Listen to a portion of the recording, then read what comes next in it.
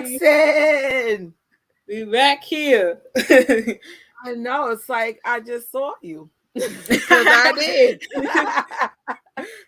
So today, this is basically a part 2 of a live that we just did discussing the rankings of Michael Jackson's performances to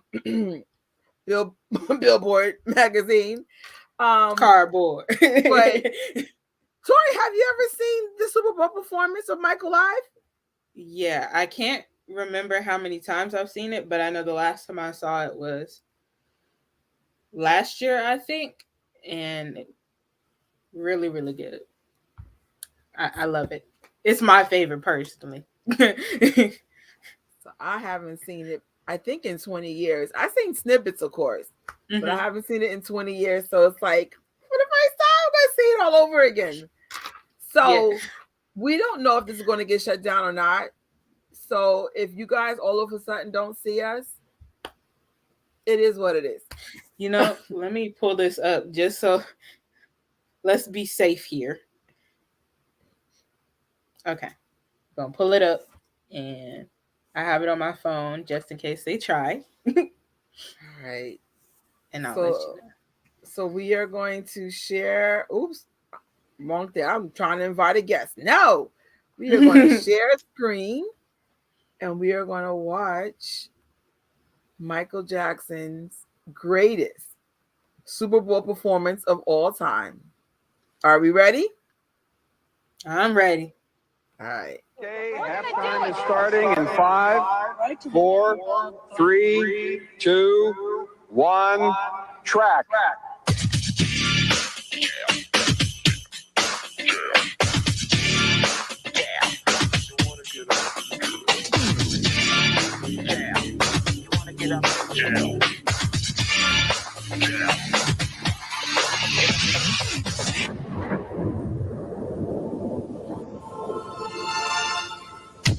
In an unprecedented halftime performance, Michael Jackson will shine his radiant mystique to a worldwide audience of nearly 1 billion viewers in 70 nations. For 12 minutes, the NFL hopes all eyes will remain glued to the 50-yard line to see the world's hottest entertainer. Jackson will share the stage with 3,500 children of all ethnicities to create an electrifying scene. We're trying to set up a full-blown rock and roll stage. It's 75 feet by 75 feet. It's got a band in it. It's got all the audio in it. It's got wind machines, smoke, pyro, the whole thing. And it comes out in 22 pieces. It weighs 10 tons, and we have 3 minutes and 20 seconds to put it together. Jackson's show is more than the glitz and glamour he is known for. With his new anthem, Heal the World, he plans to send out a positive and uplifting universal message.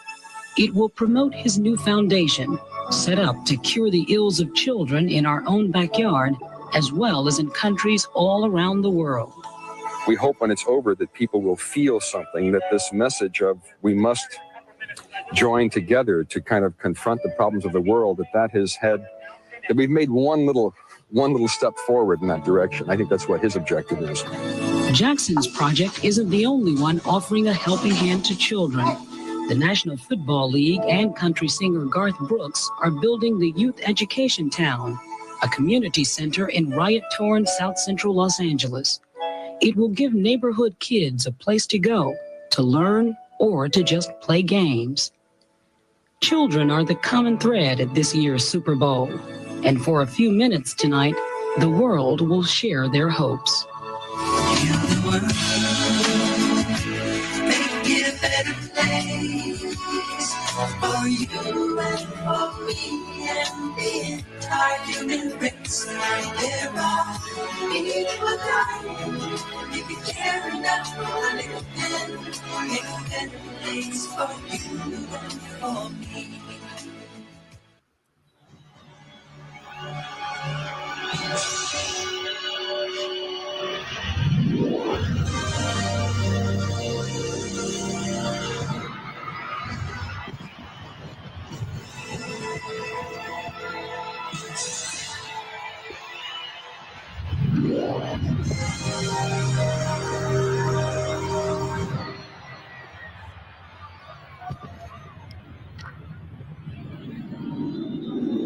Could you imagine being here? Yo. I couldn't Oh my imagine. God,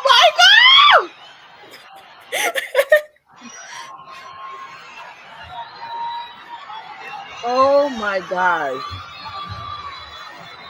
He's not even doing nothing. Right. This is a goat, bro.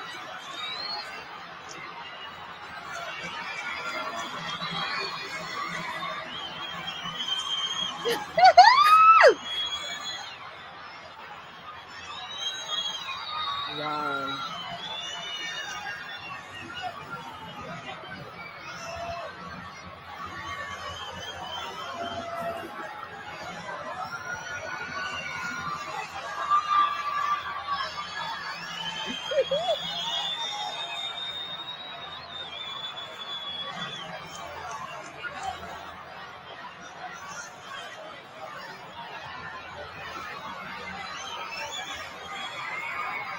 I mean, he just standing there going crazy. Grown men. He turned his head. They're going even more crazy.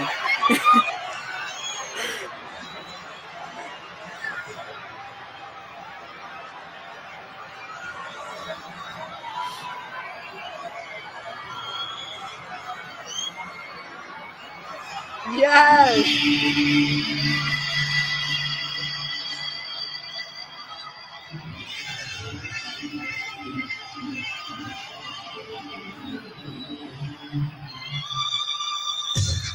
I didn't even realize Saeed Garrett was in it. She's right behind him.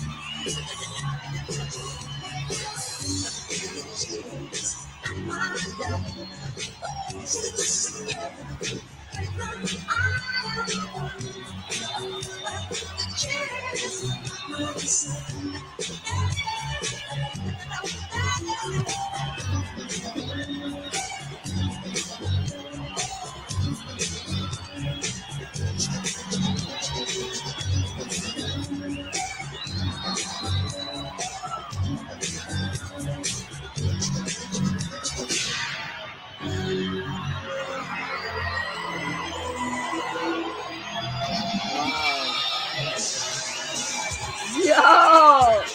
All them people, yo, that's crazy.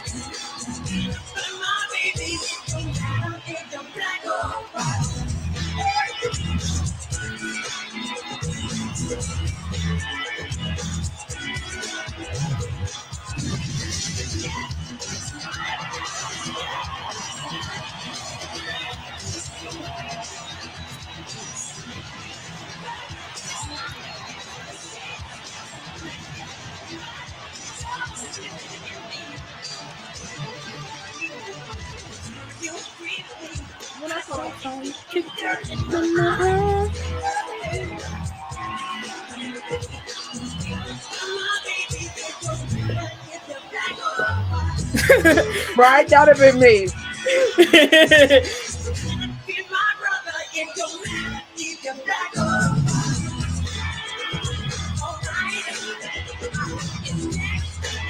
Oh my I forgot they did that.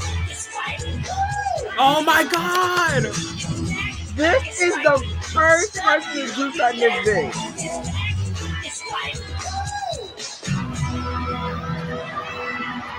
Yes.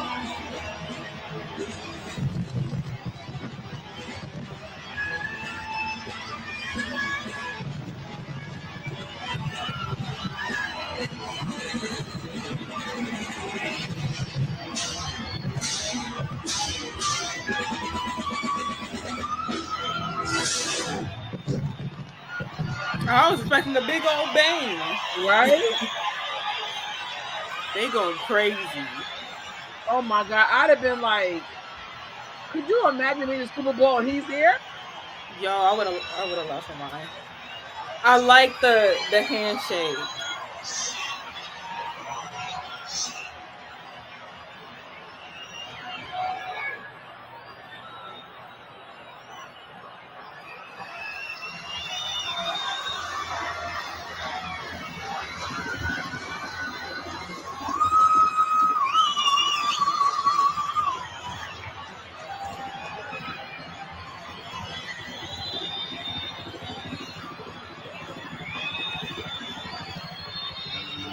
Ladies and gentlemen, the children of Los Angeles have created their own personal drawings as a gift to the children of the world.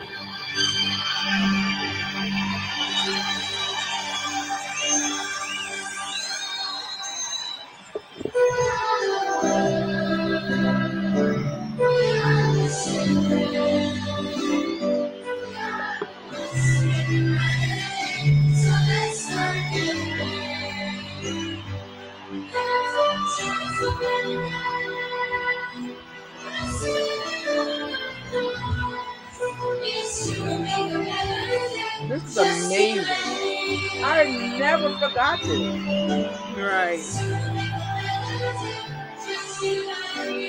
And look how coordinated this is. Michael didn't mess around.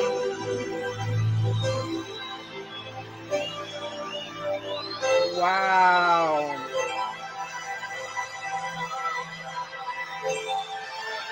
Today, we stand together all around the world, joined in a common purpose to remake the planet into a haven of joy and understanding and goodness.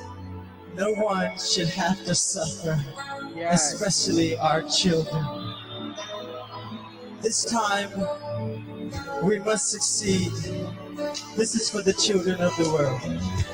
There's a place, and I know that it is love. And this place is much brighter than tomorrow.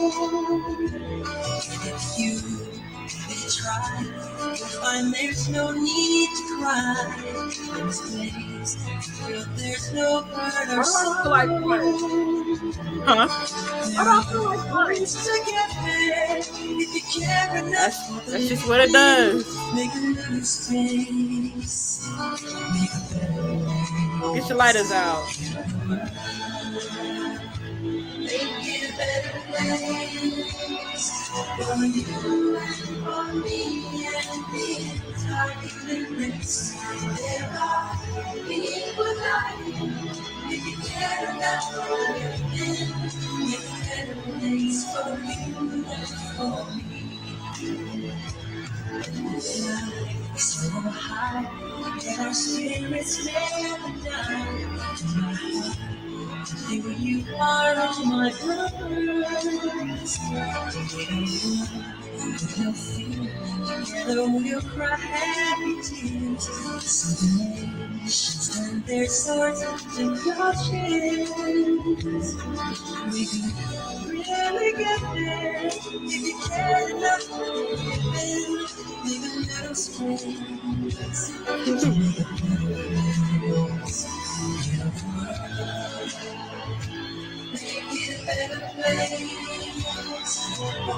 This is better than what I remember. Right. They got a whole choir in They here. got everybody out there.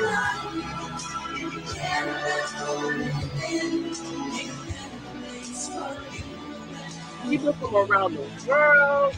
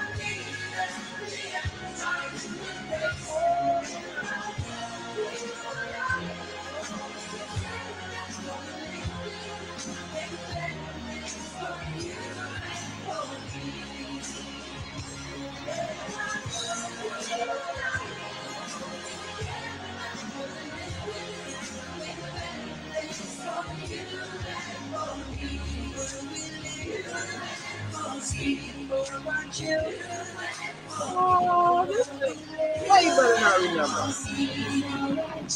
Oh, the fireworks.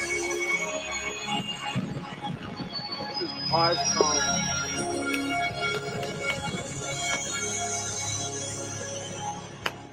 That's what's up. Literally. That was number 10 in their eyes? Make it Number make one sense. in my eyes. Make it make sense. Make it make sense. Number one. The first one to ever even do a Super Bowl to that level. Right. Oh, we couldn't hear over the people screaming. I That's can't. insane. Did they literally gave the breakdown of everything. What they say they had, it was gonna be 3,500 kids there. It was like 3,500 kids there or something they said. And the guy in the beginning was just talking about like the setup and everything for it. It was a big deal. It was a really big deal. And what I like about it is the fact that you know, like once again in the that article, whatever, the one where they were complaining about we couldn't hear and stuff like that. Oh, he only did his mainstream songs, da da da da da. The thing is, I feel like he put more importance on the message than the problem. Than you know, himself. You know, that was the problem. You have to promote yourself. You have to promote sexuality. You got to promote corruption. And he was promoting love and healing the world. We can't have that. Did y'all see all that representation in that crowd? And we can't have diversity. There's no way. Nothing social conscious, nothing. You had the little children, the older children. You had a choir full of adults, all different races, ages, people in the crowd. Like you said, grown men was going crazy. Oh, by the way, hello, everybody. I know for some of y'all who came from the other chat, we weren't really chatting with y'all, but we'll say hi for this one. Hey, hello, everyone. Hey. So I have not seen this performance literally in 30 years. This is way better than I remember. Because I remember two key things. Michael popping up the stage and everybody just screaming for a good 3 minutes. And the cards. But I forgot the choir and right. And you felt the message. It felt so positive. It's like, hey Cheryl, how you doing, girl? Welcome back to part 2. Even during like the black or white performance, when they brought out the banners with like the handshake, the one black hand, the one white hand, the unity and everything like that. I don't remember that. I completely forgot about it.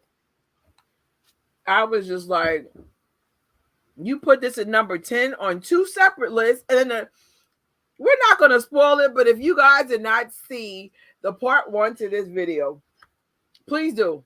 Mm-hmm. We feel like there's an agenda with Michael Jackson's legacy. And I just wanted to make sure. So maybe I'm seeing it through a Michael Jackson fan. I actually saw the Prince one today, or actually yesterday now. It was good, but it didn't move. This moved me. Mm-hmm. I was just like, am I just being like a Michael Jackson fan, or am I just legitly? And that's always been the thing between Prince and Michael. I don't want to ever have a Prince and Michael discussion ever again past this, but that's the thing with Prince. It's good dance music. With Michael, it's music that has a message. Yeah, I think, and I question myself all the time. I'm like, what? Like, am I just saying it like out of bias, like because I'm a fan? But no, like I have to remember, like there's a reason why I became a fan. It's because he's, the artist that that moved me. He's the artist that I really resonated myself with. Just I could go on. I could like write a whole essay, a whole book. I legitly feel different when I listen to positive music.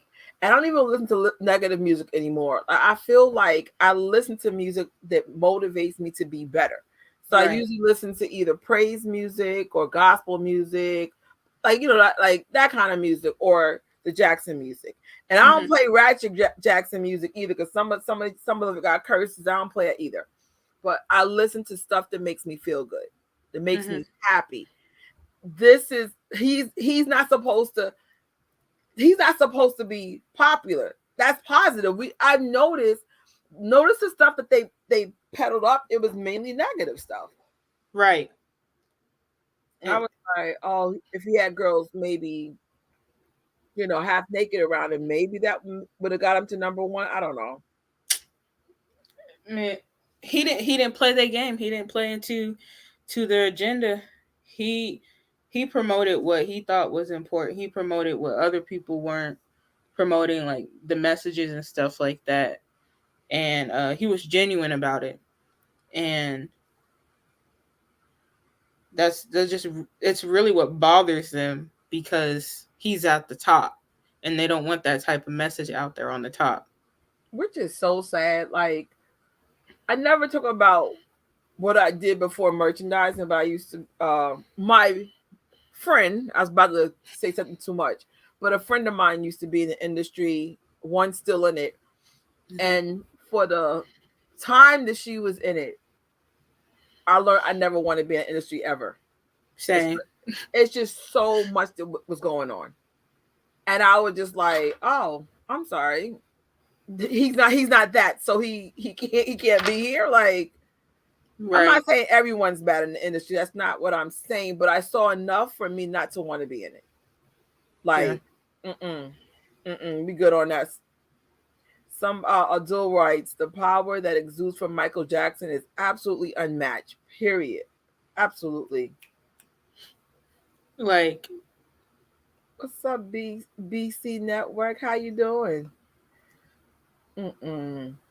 It's because I wanted to see it for the first time with you, because I was just like, am I just being a fan right now? No, that deserved really number 1. Good. It really was that good. I would like to see that like 4K saturated color. That's the only thing. Like, can y'all do it like I feel like that would go crazy. Like it would be so good. Like, and that's one thing. I'm glad you mentioned color. That's one thing I noticed. Like, he had them dressed in all different colors and cultural like outfits and attire and everything like that. And I felt like he did that as a representation of all like the colors of the world, and just like, representation as like a message for the world, not just like, oh, this is just for one type of person or this certain demographic and stuff. And I'm glad he did that.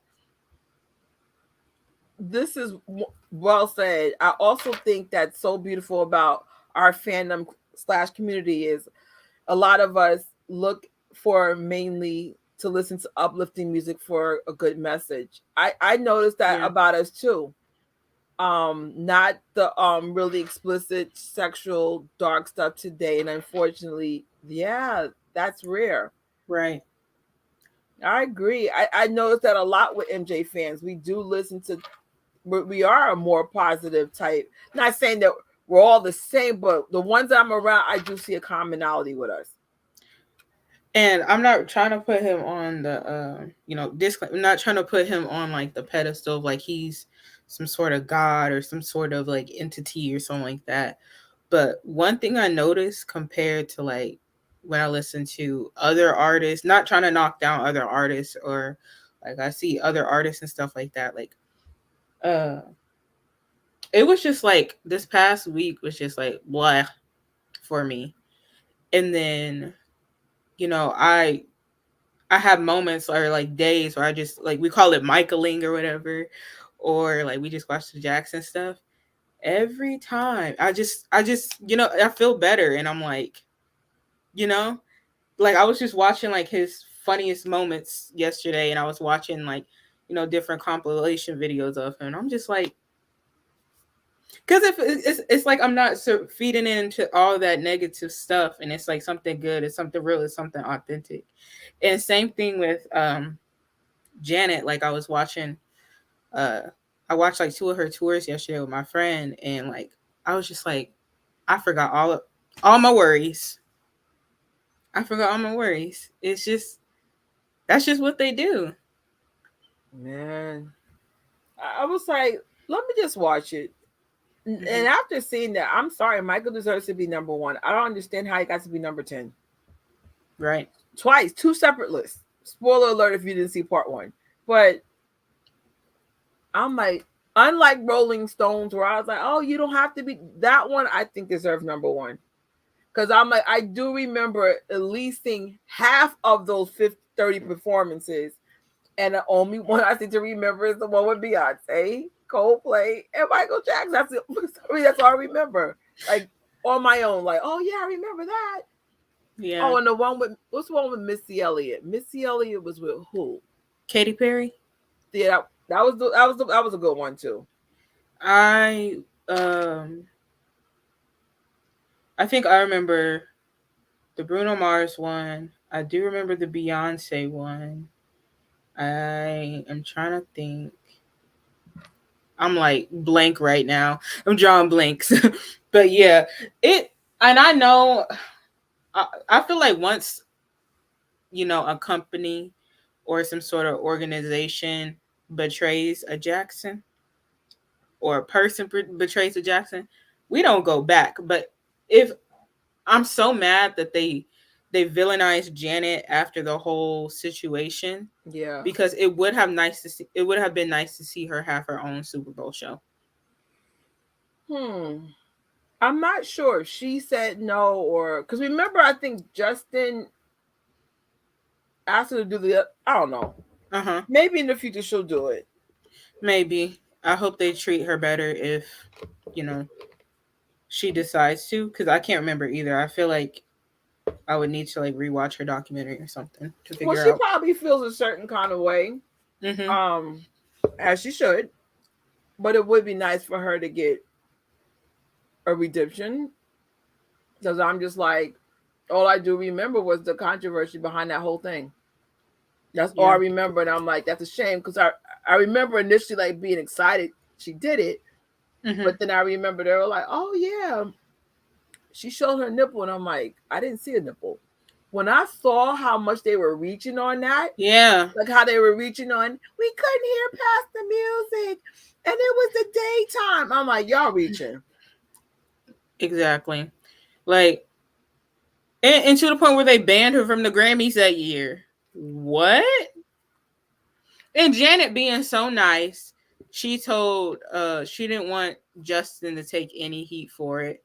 So she was like, no, don't say anything, because he was going to defend her. And she forgave him and everything, but I just don't like how the Super Bowl picked her out and banned her and was picking on her when Justin, y'all forgot about Justin. Whether he says something or not. Well, at least those two are Well, I mean, she said they were good for a minute, but at least publicly they're good now. God. I mean, it's funny. I was like, oh, we're gonna do a watch party. We're gonna do something positive. I was minding my own business. I saw Tasha's tweet. I went, oh, here we go again. Here we go again. But that's all right. We saw what number one looks like. There's no way Michael should have been number one. Period. Not number two, number three. That was a beautiful, touching. I wanted to cry. I was like, I don't want to cry because I already cried last week. We ain't crying 2 weeks in a row. That was really beautiful. Like, really, it was way prettier than I remember. I was like, oh my God. Me personally, a message will stick with me more than some like basic performance with like, you know, just regular performance with, you know, effects and stuff like that. A performance like that is what sticks with me. Yeah. I'm glad I got to see this because I was just like, no. I was like, I really wanted to see all the performances, but it was just too long to do all that. But I was just like, look at number one and look at this one, number 10, and see why. And now that I see Prince, again, it's not a Prince versus Michael. All Prince had over, he had the band. I like that marching band thing. And I like his lighting. Okay, that's what I think he had over Michael. You know, and of course that was cool. He was playing instruments. I hate comparing them to the. You know when something's the same but not. That's Prince and Michael. It doesn't even make sense. I think the reason why people compare them so much is because they're both eccentric. They kind of have like their own unique sound, but it doesn't sound the same as each other. It's their own sound. So it's like, and once again, like I said, Michael made music for like everybody. Prince more so has music for like adult audiences. So it's like you can't really. I wasn't even allowed to listen to Prince when I was a kid. My mother was like, "No, wow, good call." I mean, I'm like, no, that's not kid friendly. Because my mom was strict. We only could play praise music, Disney music, and surprisingly, Michael Jackson and the Jackson 5. That's all. I had a lot of alternative, but she never brought alternative. But she brought Michael though. She said you could play Michael, and I'm like, what? I feel like that's a sign. Like she sees like a light. You know, she sees that they're genuine, they mean well. Like that's just how I'm taking it. No, especially my mom, she was strict. You know, my mom was strict. When I was in the last live, I said, oh my gosh, it's a curse. She's not even physically here. And I felt her energy like, no, I raised you better than that. My mama wasn't playing either. She wouldn't let certain shows we couldn't watch. Yes. Certain like kids cartoons we couldn't watch, but because it was like certain elements and stuff in there, she was like, But now that you're older, I appreciate my mother so much more because it's like they understand the power of messages and subliminals. And if you're exposed to stuff like that too young, it might corrupt your. It's just like we're probably the way we are because of how our parents raised us.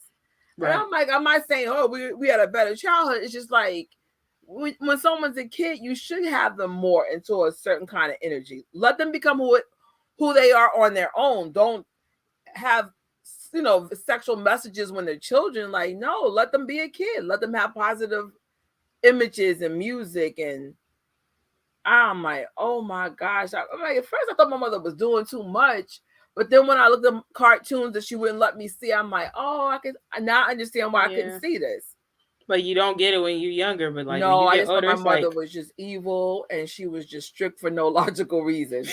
No, like certain things, like people be like, oh, like you never seen this? No, like I wasn't allowed to. And they're like, oh my goodness. And they're like, what? And I'm like, it's not the end of the world. Like I just didn't see it. Michael writes, MJ made music for 5 decades. Prince was only in the 80s. Like, And I was saying this to Rocky. I was like, okay, this is my thing with Prince. Again, Prince fans don't come for me. Prince stuff sounds like the 80s. It sounds dated. It's not saying that it sucks. It's just, it doesn't, it's almost like Quincy Jones and Michael made music that doesn't sound like the 80s, except for the dumb stuff that came out for Thriller 40. Right. I was just like, but even Prince sounds like 80s stuff to me. Even Thriller 40, Who Do You Know? Sounds like something that could have came out from today. I always say it sounds like a lo-fi song. Exactly. Hold on. You know how I was saying you can't ignore animals? So she's tapping me. She's tapping me. She's tapping me. Giga. Hey. So I got a new desk so she could join me. Hold on. Uh-oh, right. Bruce getting... Oh, Lord. I'm afraid. After what Bruce pulled the last live, I said, now I'm afraid. Wait, let's see. Let's see. What did Bruce write this time? I'm done. I guess my mother. See, I'm the youngest. So my mom got 2 sets of kids. My parents had kids in like 80s, 90s. And then boop, big old gap. Then my brother and then me. You know when they're stricter towards the older kids, but the younger ones are not. Yeah, that's true. That's how it is. That's exactly how it is. Like my younger brother, my mother just like, yeah, whatever, good luck. So like I'm not gonna lie. I always say this. When I was 8, In the Closet used to be one of my favorite Michael Jackson songs. And then when I got older, I was like, I'm sitting over here, something about right. No, I never understood you gotta be starting something until when I got older, I'm like, that song's kind of ratchet. But it was classy, ratchet. So you're a vegetable. I never understood that song until now. I was like, oh my God. I thought it was about like, well, it's definitely not about eating a vegan meal. You're a vegetable. I want to be starting something breakdown. Wait, I was like, but one day, have you ever heard this song? You'd be like, oh my God, that's what it means. Yo, I'm trying. You're a buffet. You're a vegetable.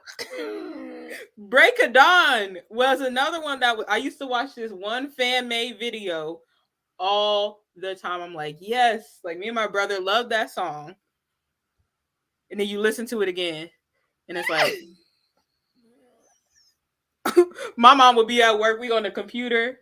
Let's listen to this. Wait, what? Oh my God. We had no business.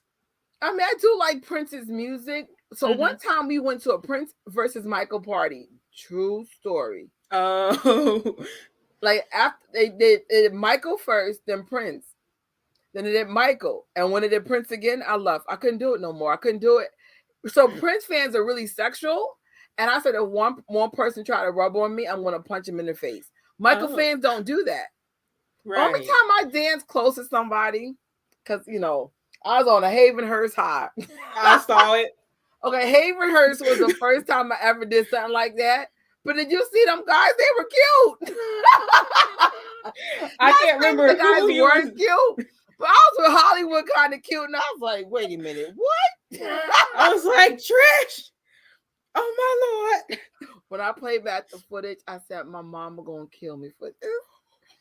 But I was just like, I can't explain it. Havenhurst is a whole different kind of energy.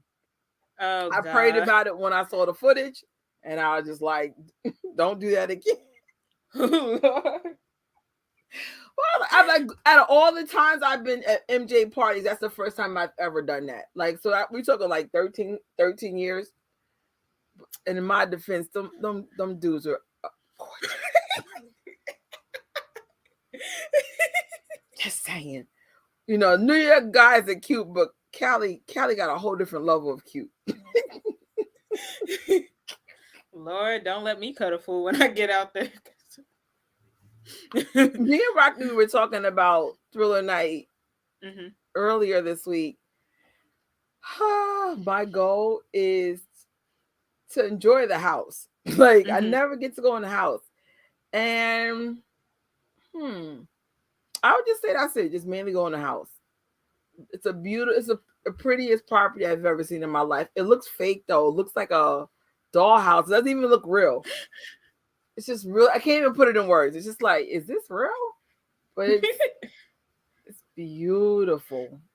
It's like, oh my gosh, God. I hope I can make it there. I know. I keep saying, Lord, really? Can I just get extra money, Tori? I'm working. I didn't pick up. Like I said, I picked up a shift today.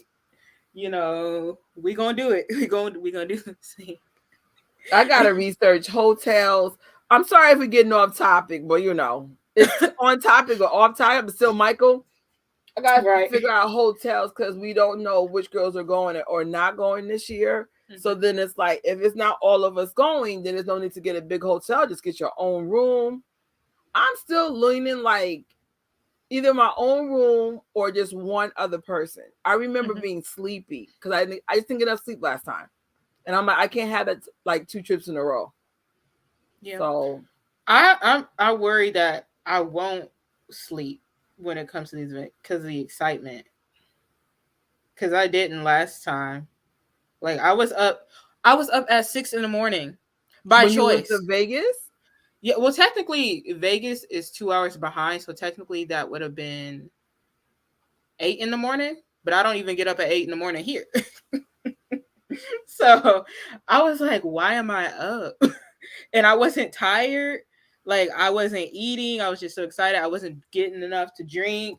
And I was just like going. Go. I was kind of this thing because when I don't know if you guys realize I never did go back to the hotel. I just went straight on a red eye. Mm-hmm. But I was so excited being with Prince that I barely slept on the plane, and then I went straight to work. So one of the girls at my job was like, "Oh my God, it looked like you just got off the plane and never went home." And I go, "That's exactly what How that was." How long was your shift? It was a full day because I didn't want to lose the money. Wait, like 8 hours? Yeah, it was a full. I looked horrible. It looked like someone legitly beat me up because if I get really tired, I get really dark circles, and you know how like older people get those weird lines. I just look horrible. I just look bad, and I was just like, I don't want to lose the money. I just start acting weird. Like I'm just like super like like all over the place.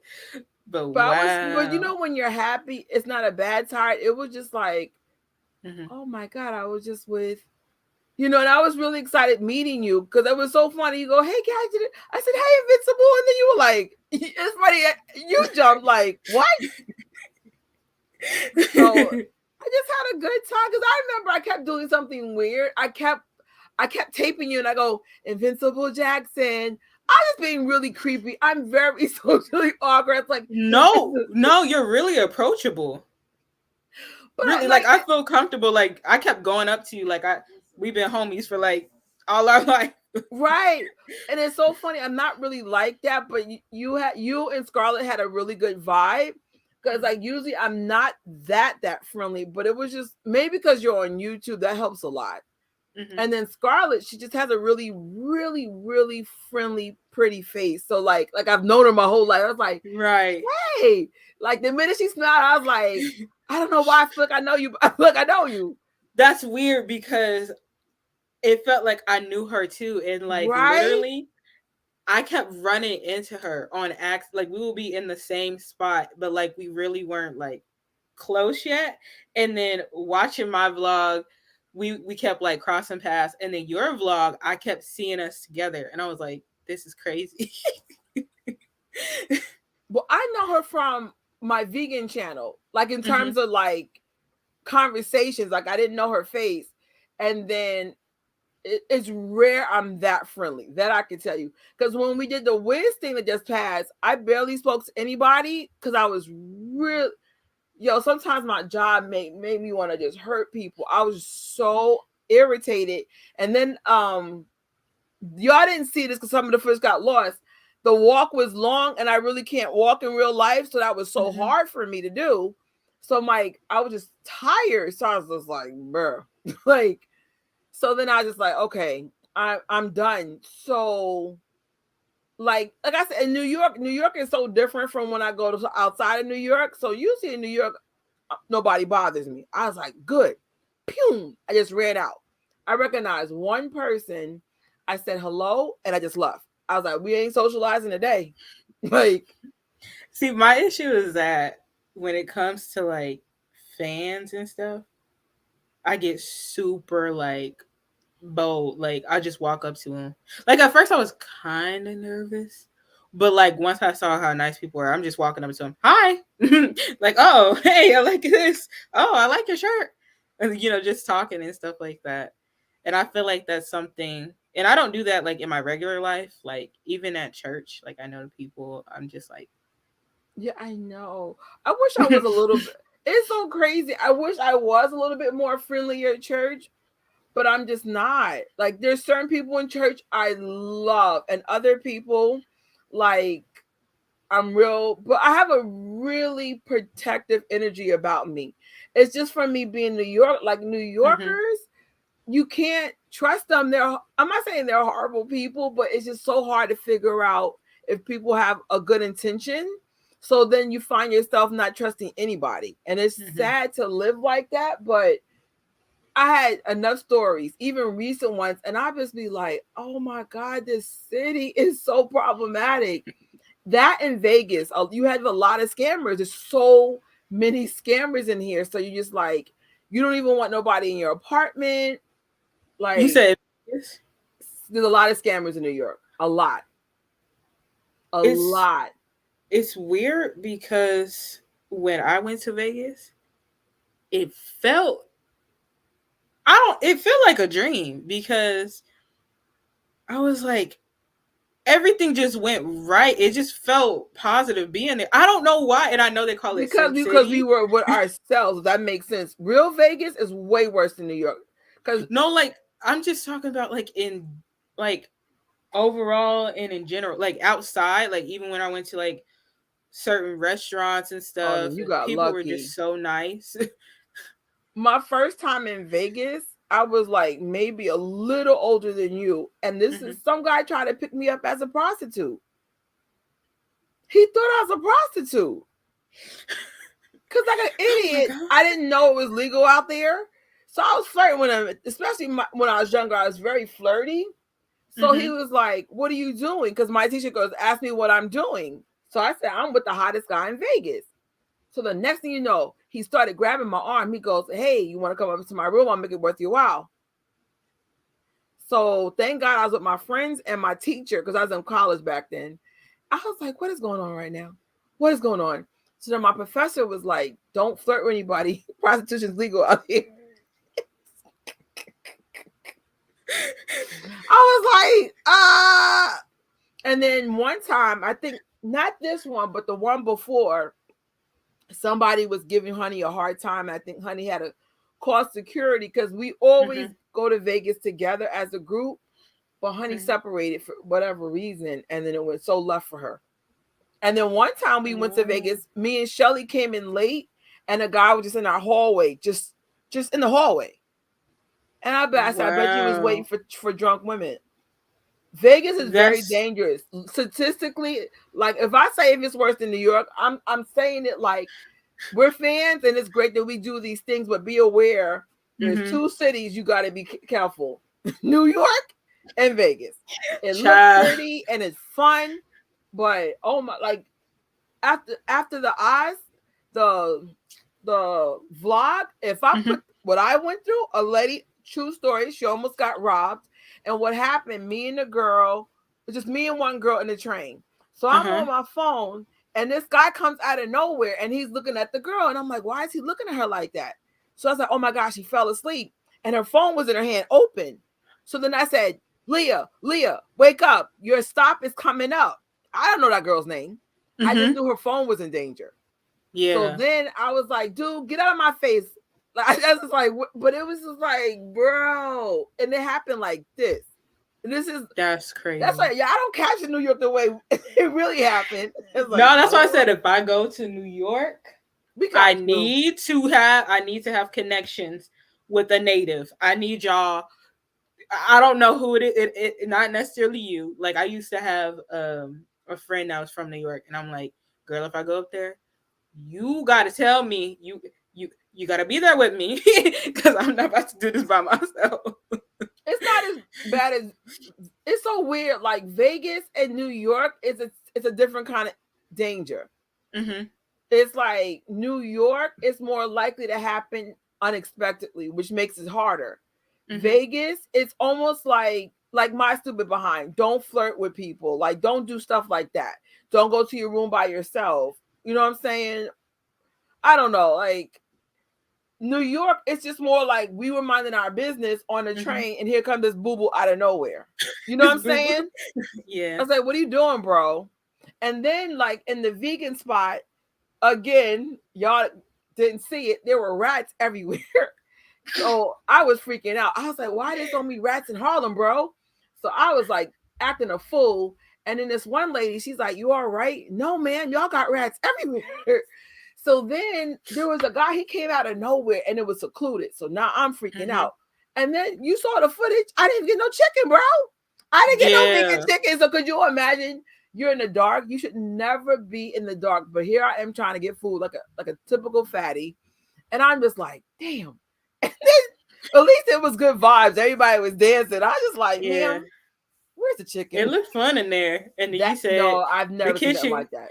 The kitchen closed. I was like, bruh. I missed it by 12 minutes. I wanted to cry. Mm-hmm. Something told me to order it through the app, but I couldn't figure out how many pieces of chicken you get. So I was like, well, let me just go in person.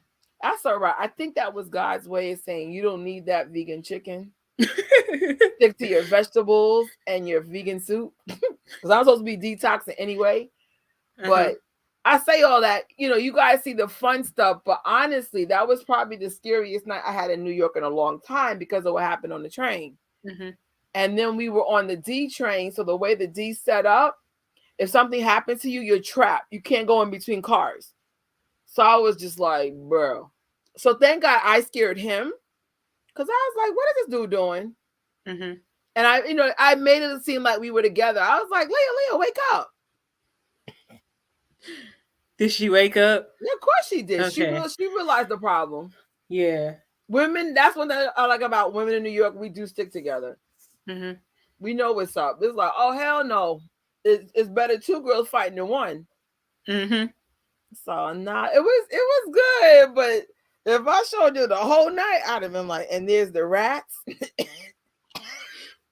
and there's the guy in the corner. I don't know if you got like I know you have a couple different channels, but I don't know if this would be on topic of what your channels would be. But like, if you have one that's like a lifestyle one, where it's like, this is a real night in Vegas. This is the fourth channel is my real life.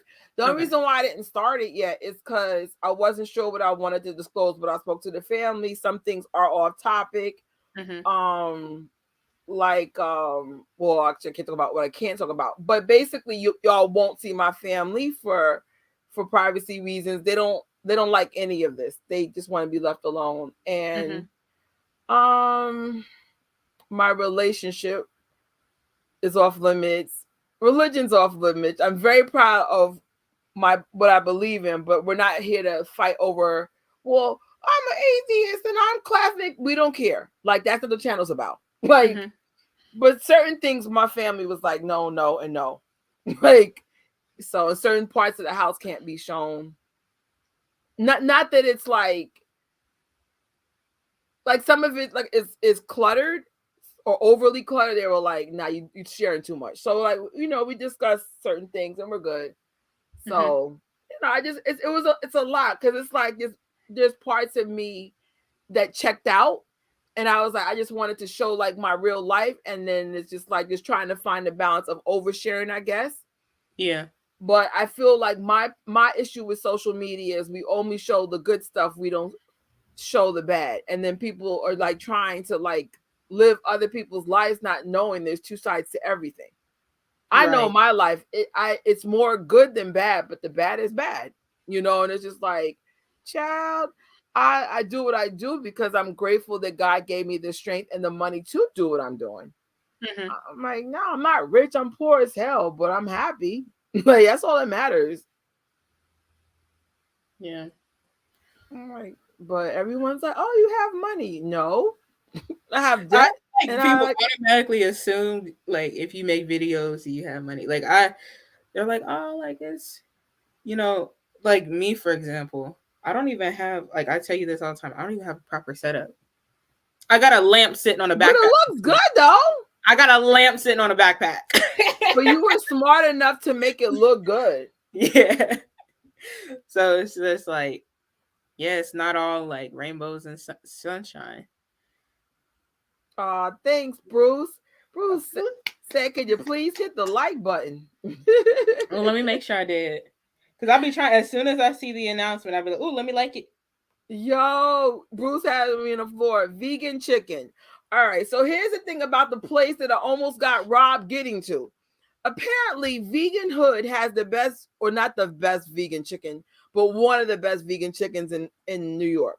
So I said, let me go check it out. Because the reviews were coming from like people that love chicken, like eat real chicken too. So I'm like, let me check it out before I go on a fast. Man, the kitchen was closed.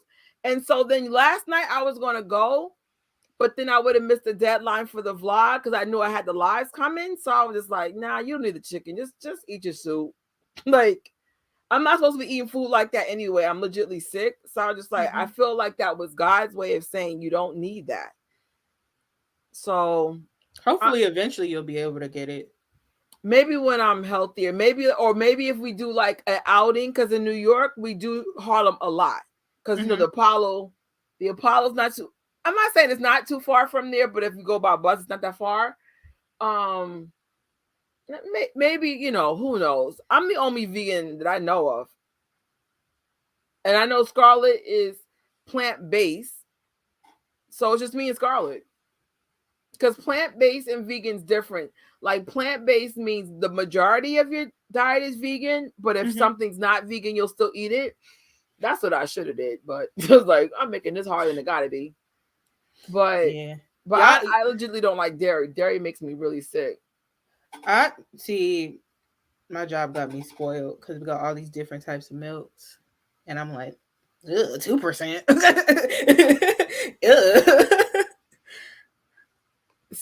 The trick with vegan food, I personally like the processed food better because it tastes really close to y'all food.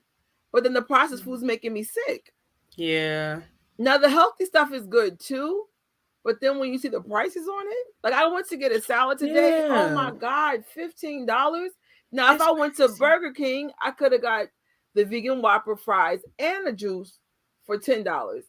But then I'm not gonna lie, I feel better eat the salad. But I was like, yo, $15, I didn't get juice with that. That's how they want it to be. That's how it's set up. It's an agenda. No, I ain't got no choice. When your joints are hurting, I'm like, child, I'm like, I noticed like sugar irritates my system. Certain things that you can just it don't even feel right anymore. I don't even see food the same. I was like, if you see me eating salad, something wrong. I'm legitimately sick. I'm like, because I don't mind eating salad in my house, but to pay for a salad, that's retarded. I hate paying for salad. These salads don't got no business being that expensive. I can make the same thing at home for cheaper. Like, oh, Scarlett, I'm doing something very similar too. That's why I was like, you know what? That's why I'm glad I didn't have it. Because what if the vegan chicken was good? Then I know me. I would have went there like every 5 minutes because it was like maybe 20 minutes from my house. And I'm like, nah, I think that was God saying, stay right there. Go do your detox. Yeah. Oh, snap. Yeah, did it to make you eat the stuff that's bad. Yeah, it is. Because my friend was like, in New York, they have a lot of junk food. If you got the Burger King app, you can get French fries for $1.50. That's what McDonald's do too. It's bad. It's like, I'm not that hungry, but I'll give me a little snack. Let me get this large fry. Right. It's so bad. I got $15. So I was just like, oh, just spend the $15. Because if I'm detoxing, I'm probably not going to eat out lunch for a month straight. So I'm like, well, you ain't spending no money in February. because I said me and Scarlett on the same vibe. I'm doing mainly liquid because my body does better with liquid lately, but I can't take it no more because as much as I love to eat, I'm telling you, I'm in too much pain. I'm like, nah, man, give me the salad. Right. Salad. I can't do it no more. So this is completely off topic, but it wouldn't be me and Tori. Me and Tori be at a whole different level. That sounds like we were on topic for the first one, though. I'm so proud of us. Yeah. Part 1, we're on topic. Maybe it was because it was more people, like it was more of us. No, I mean, I thought that was like a really serious subject. This is a reaction video that I'm surprised they didn't cut off yet. Yeah, I'll have my phone over here because like it'll tell you like when it happened, like when it cut me off. I didn't know that it cut me off until I looked at my phone on the side where the live was streaming. Like I could watch it like as if I was a viewer, and it was like, "You're done," and I was like, "Huh?" So I kept looking. I'm like, "We still in the clear." Yo, Michael has me on the floor. He said MJ and chicken sounds like on topic. KFC. You know KFC used to have vegan chicken. I know they had like some nuggets. It was so good. So me being me, kept going to KFC. That's why I was like, this is why I can't have stuff like that because I keep going back and it's expensive. So that's what like it happens for a reason. Because I was just like, for the vegan channel, I need to be detoxing, doing the live. I got a lot of stuff going on. I was like, no, that's why I was like, I don't have time for this Michael debate. So I was like, oh, I'll push my vegan thing one more day because I got to defend my boy Mike. Right. I'm so over it. I'm like, but I guess we don't care. It's Michael chicken, right? Vegan waffles. Let's throw the hot sauce in there. At this right. Point. Put the hot sauce on the popcorn. The spray butter. But now that we've seen this live, I think Michael Jackson should have been number 1. I'm not even going to say number 2, number 3, number 1. That was brilliant that he had the vision to do that. If no one else ever done that, and he was the first, that and the fault makes him number 1. Right. He's the blueprint. He is the blueprint. He's a blueprint in so many different areas. He's a blueprint for in the way music videos are done. He's a blueprint in the way the Super Bowl. He's the blueprint in like, I won't necessarily say dancing because he wasn't strictly a dancer, but like, he is one of the blueprints of like, being an entertainer and everything. I feel like he integrated a lot of different aspects into like his entertainment and stuff like that. And he's the blueprint in the way that Black folks can be played on MTV regularly. So, just a lot of things. I don't know if I'll see it in my lifetime or even yours, but I really hope that we learn to accept everyone's legacy, no matter what their race is. Like me, I legitly get along with everybody. Yeah. I'm one of those, like, I don't want to be like, oh, I don't see race. Of course I see race, but I actually see energy before anything. I'm one of those people, if you cool, you cool. If you're not, you're not. I'm not going to be like, oh, because if you Black, we cool. No, you got to prove why we talking. I'm one of those people. I'm not going to automatically be cool with somebody because they're a color. It's like, it's about a vibe. It's about how, especially like now, a lot of people are mixed. So it's just like, why are we making race such an issue?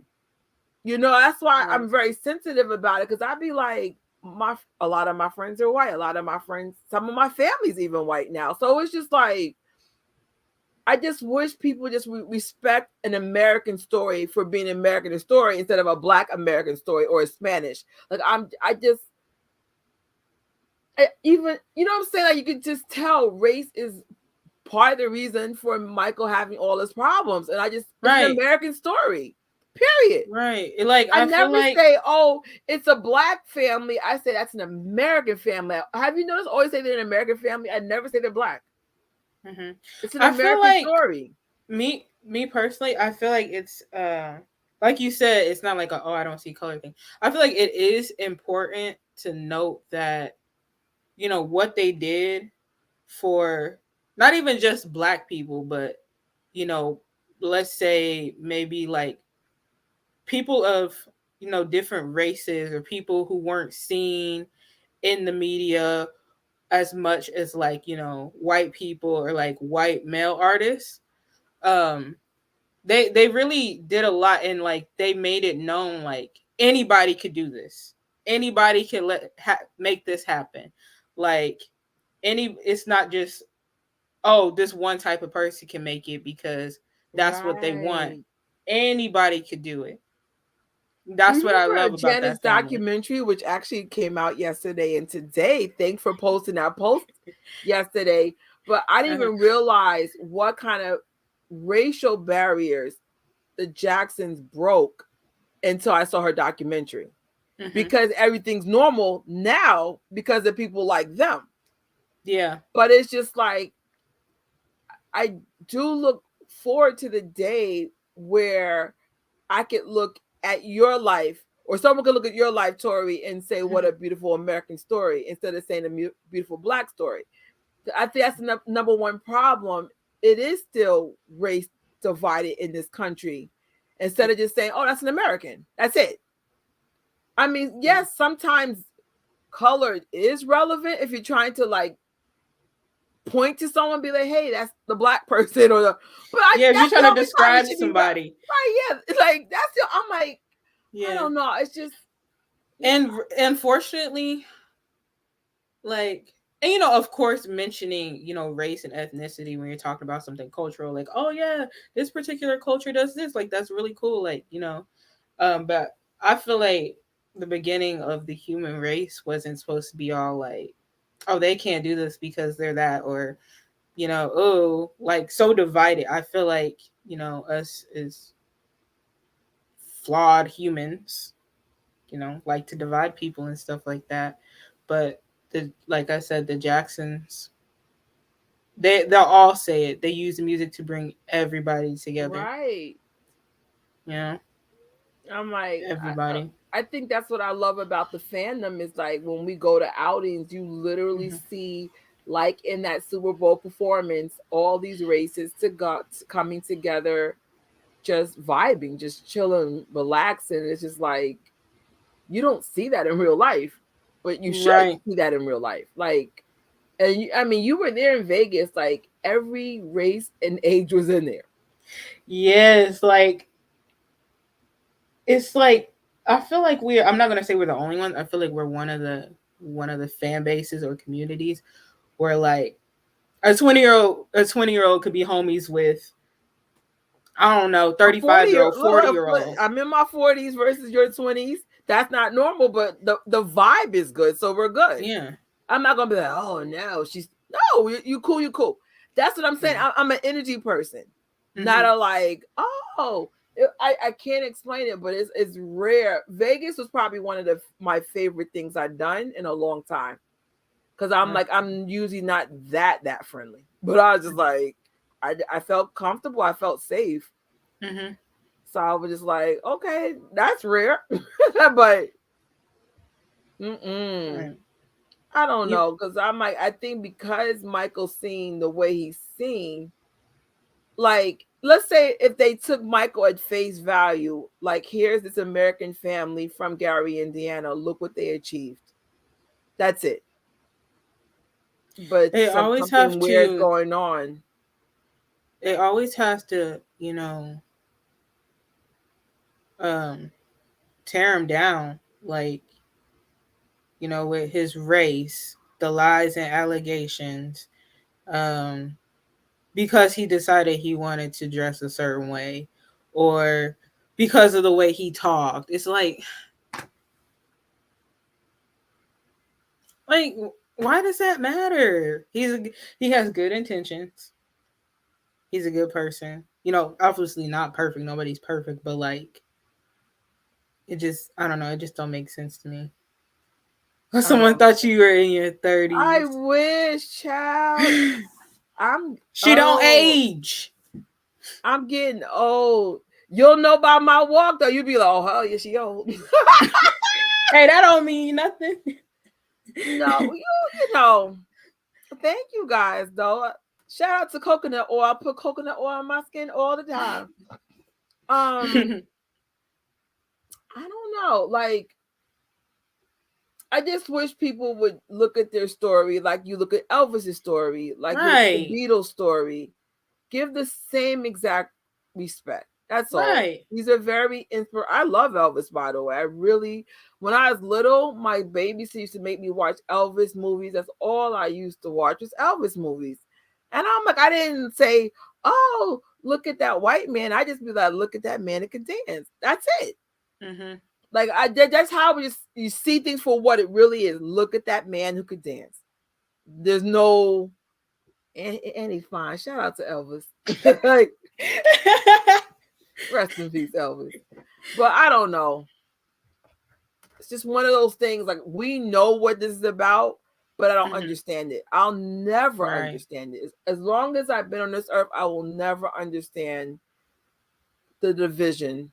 Especially now, especially when there's just so many cultures, you know, that are mixing. And, you know, like some of my family members are Spanish, some are Asian, some are white. That's my family. That's my DNA now. Right. Like, when are we going to, like, get past this? I don't know. I hope, I mean, unfortunately, you know, it won't be perfect, but I hope we can get to a point where mostly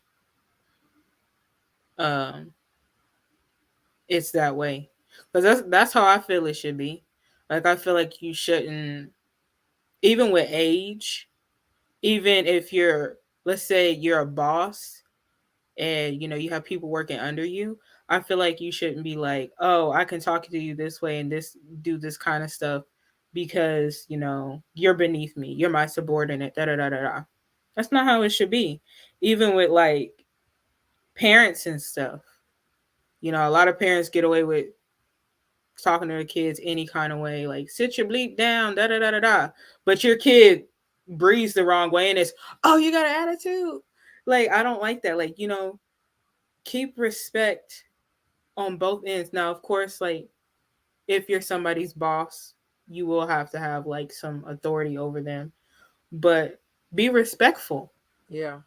You know, that's one of my biggest things. And it's even to a point where it's like this whole men versus women thing. And I'm like, this is getting old. This is getting so old. Like, please stop it. And that another thing that I like about Michael is that, and I feel like kids are so like drawn to him. Me personally, it's like he gave us a voice, basically. Like, or he was speaking for us, I'll say that. And he understood us and stuff. And like, you know, just because they're young, it doesn't mean that they don't know what they're talking about. They don't know anything. Like, they're just like, you know, we have something to say too. And that's what, like, one of the things that I really like about him. So, and we've seen that in the Super Bowl. I always saw Michael as a nerd. I think that's why he's so big. Everybody knows what he is. I'm like, you're a nerd. He's one of those people, like, if you weren't famous, you probably get picked on. You know what I'm saying? But somehow he's got more swag and more charisma. Right. Like, he goes, I know I'm a nerd. Like, he even got the pants like Urkel, even though Urkel wasn't a thing yet. But I was just like, only Michael could make that look stylish. Right. Like, in Gucci, they legitly wear those pants for real. And they're not cheap. And so when I saw the advertisement, I remember I made a TikTok out of it. I was like, those are Michael's high waters, bro. And that's, in New York, that's high fashion. And I'm just like, what? Mike did that. Who makes that kind of nerdish swag? That's Michael. Even even like the military jackets. Yeah, I'll actually, see I like love military jackets. That's my everybody favorite doing thing. it. I think military jackets to me is my favorite thing on the planet. It just makes you feel so important. It's like I have minimum 10 of them. I love military jackets. Love, love, love, love. But yeah, I don't know what they were smoking. I'm glad we got to see this together because I'm like, that's number one. And it's not because I'm a Michael Jackson fan. I can be fair. When I saw Prince's performance twice earlier today. I was like, okay, it's aesthetically beautiful. Like I said, the band was fire. And of course, him playing instruments and him even singing live. That was impressive. yeah. But the catalog of music, I didn't feel like I felt when I saw the banner come out, the kids, the globe. When that made me want to cry. So I don't want to cry on another live, not today. But yeah, it touched me. That's the difference between Michael and everybody. His stuff touches you. You be like, oh snap! This actually made me feel something. Right. No shade to Prince. Rest in peace. A legend in his own right. But to make him number one, I it felt like Rolling Stones all over again. Yeah. I feel like they're all, I don't want to sound like a crazy conspiracy theorist, but like they could, okay, how should I say this? Not necessarily in communication because they're two different publications, but like, you know, it's the same type of thing. It's the same type of realm. Like, definitely same energy. Yeah. And it's one of those things like, okay, no problem. I think the public's doing a great job. That Twitter made my day. Yeah. Like I was like, like you you imagine, like, you know what? You want to episode? Do all the tweets be smarter, minimum 2 hours. Right. I could look at it'd be whole conversations going on and everything like that. Whole like, you know, people having their side conversation. You get stuck in the threads. Somebody responding to this, the quote tweets. I love it. It's cool. I mean, the way I was doing the thing, it was cool when I had a couple of tweets, but then I was getting confused and it was just taking too long to make the slides. So I said, I have enough to make a point. That was the whole point, to see what people are writing, fans and non-fans, and just keep it moving. So I just like, yo, I agree, Bruce. Prince was all right, but not my cup of tea. Prince is good for like a Vegas ratchet night in the club if you about that life. Because every time we go to Vegas, all I do is Cirque du Soleil. I like Vegas shows. I've never got drunk in Vegas in my life, but that's what Vegas is known for. But if you drink, I don't drink though. Well, they say don't get blackout drunk there. You get banned from hotels. Oh, I didn't know that. Yeah. Well, my biggest fear was because of, you know, people standing in the hallway and picking me up as a prostitute. That if I got too drunk, that I wouldn't be able to defend myself. Right. So, you know, I was just stay sober. And it's like, if you drink, then drink once you're inside your room and just get drunk in your own room. Like, don't walk around like that. So I didn't even know about that. I've never been drunk in Vegas at all. Like I might take a drink, but I've never been drunk. Right. So you ain't catching me out like that. Oh, snap. Do you want to take this, Tori? Yeah, I'm gonna say this one thing before I get into that though. It's one last thing on the topic. So about the whole Prince versus Michael thing, that this narrative that they want to keep pushing on us, it's honestly, they only put them against each other because they were two influential artists in the 80s. That's it. That's really all they go off of. It's because the 80s. Prince, because I was definitely around for both of them. Prince was only really, really, really, really, really big for Purple Rain. Then he had that was his quote unquote Thriller. And then again, no shade. I don't remember anything after that. I know we had something come out in the 90s called Diamonds and Pearls that I like. Oh, I love that song. And I think Let's Go Crazy came out like late 80s. And that's considered iconic. But in New York, Prince music is really popular in a very sexual, downtown Soho, ratchet kind of way. Like he's got a whole different crowd. And I'm like, well, that's not my crowd. I'm good on that, son. Because I'm like, I have nothing to. I don't know. He's not my cup of tea. It's too much. I do listen to a couple of his stuff. Like, I don't. It's not like, of course, like on the level of like my all-time favorite art, like like the Jacksons or something like that. But I do like appreciate, my favorite songs from him and stuff. Right. And so, like his greatest hits, like his hits are hits, but it's still not close to Michael's. It's like, and I don't like to compare them. They're just too different. It's like Justin Bieber versus, I want to say Justin Timberlake, but they're kind of both R&B-ish. But Justin Bieber against, I don't know. I'm drawing a blank right now. It's like saying, let me see, Harry Styles. Yeah, Justin Bieber versus Harry Styles. I was like, Harry Styles. Justin Bieber is like more.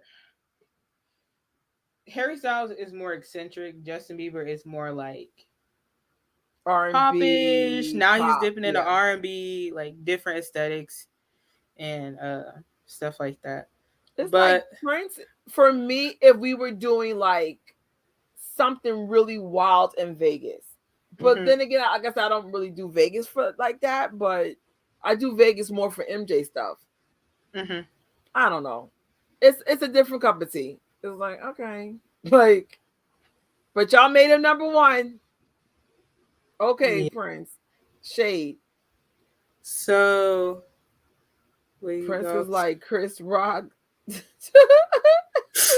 Jackson, Eddie Murphy. I'm weak. Please. It's one of those things like, I don't know. I don't know. You know when you respect someone's legacy, but it's just still not the same. It's like, I respect Prince, and I think he's a phenomenal, especially because he plays the instruments and stuff like that. Musician, yeah. Yes. Really but good it's musician. Like, but I've never, except for Purple Rain, never felt something from Prince that moves me except for Purple Rain. Purple, yeah, that's the only song I'll be like, that song is beautiful. Yeah. I don't know. But shout out to Prince. You're number one according to Billboard. Okay. Cardboard. So about the whole leaked MJ footage. Oh Lord, let me give the backstory. So we in Sunday now. Okay, Friday. Y'all know Brad Sundberg does his in the studio MJ seminars, and you gotta like pay like I don't know if it's like a ticket or like entry fee in order to be able to go. And it's a really special thing because he shows like unreleased songs, demos, rare stuff, and he was basically Michael's, I believe it's like the engineer when he would like work on songs and stuff. And he shared like rare clips himself online of like, I know one of the most recent ones was him working on They Don't Care About Us in the studio.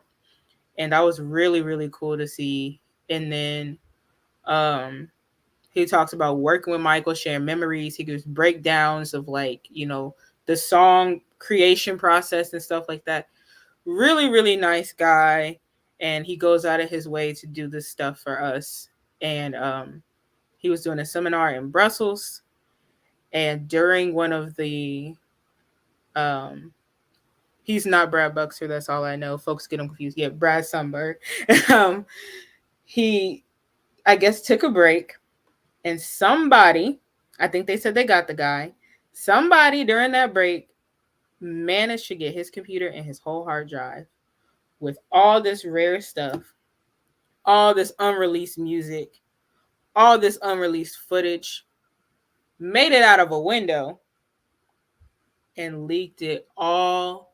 They sending it to people that they know. They're leaking it. Everything. Just everything. And I'm like, this is a mess right here. Like, we thought the Steve Picaro situation was bad. It really was, which it was. But like, I was like, oh my goodness, this is crazy. Because I knew what that meant. It frustrated me. I knew that they would go and leak it, or they would try and sell it. I knew that stuff would get spoiled for us. I knew that the estate could potentially, try and say like, oh, why y'all leaking stuff? And maybe they wouldn't want to release stuff because of people doing stuff like this. One bad apple in the group.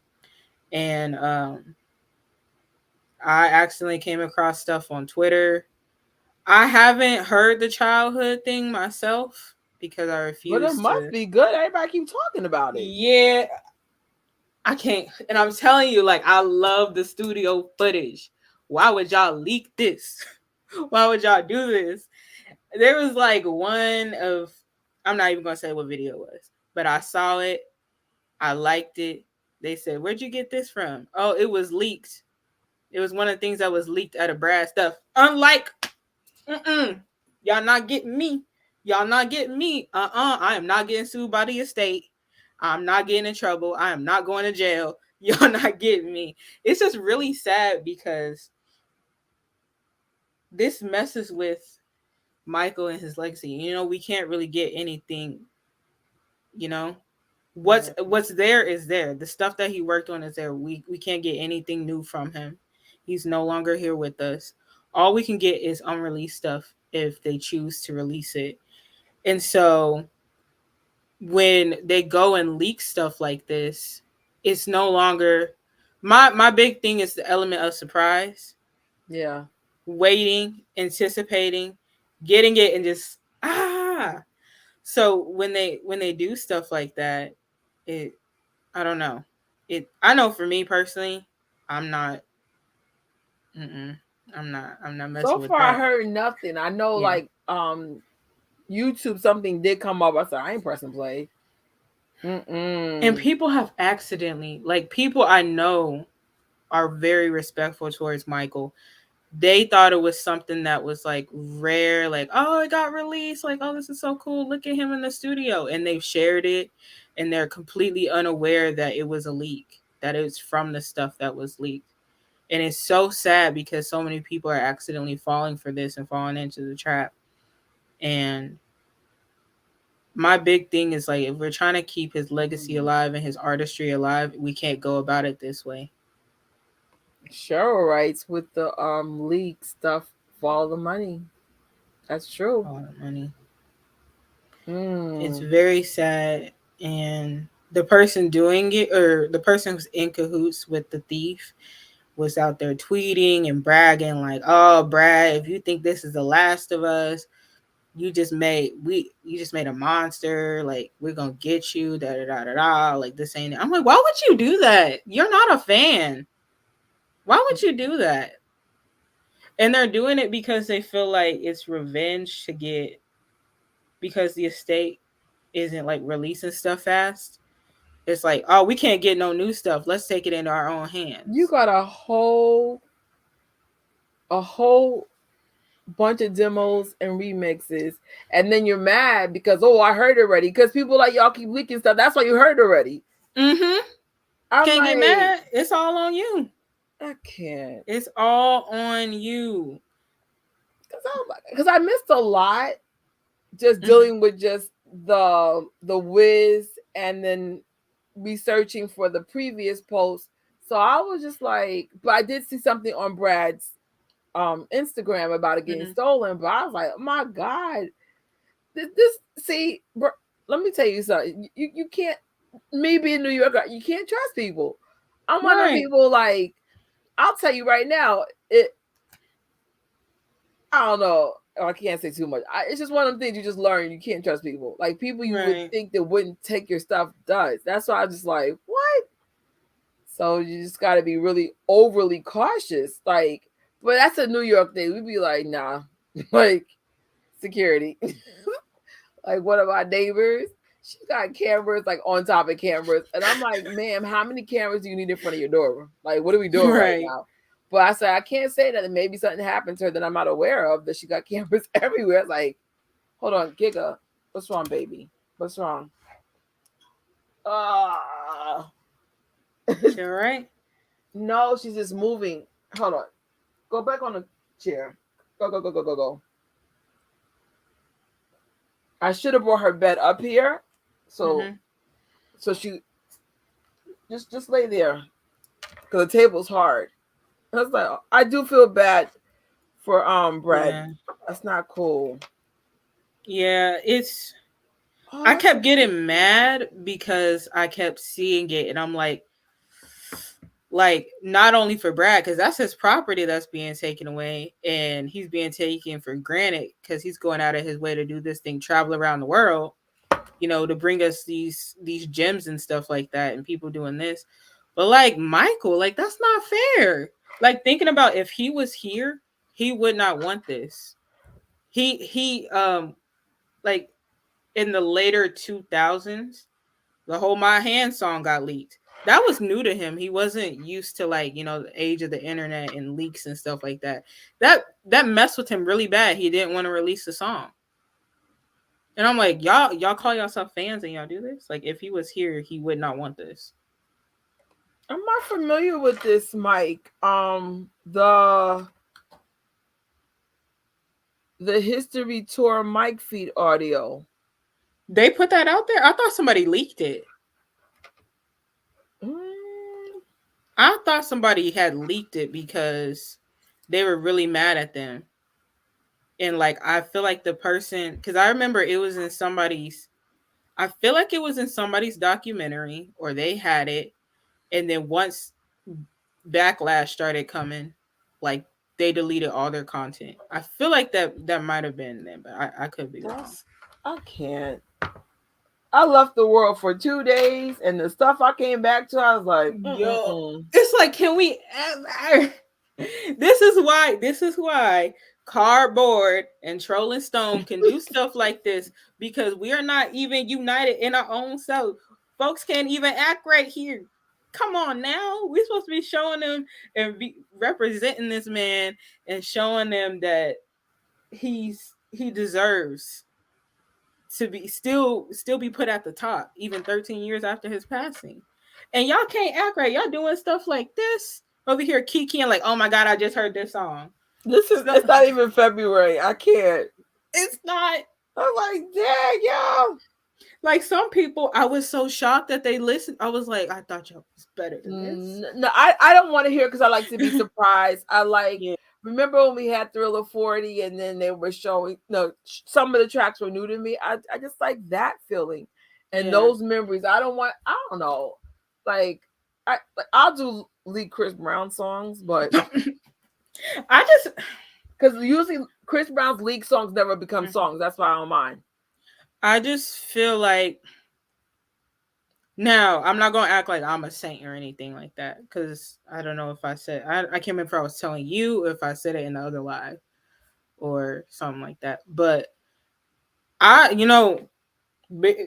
I was younger and, I would be like on YouTube, just going through Michael's music and stuff like that, I would listen to the leaks.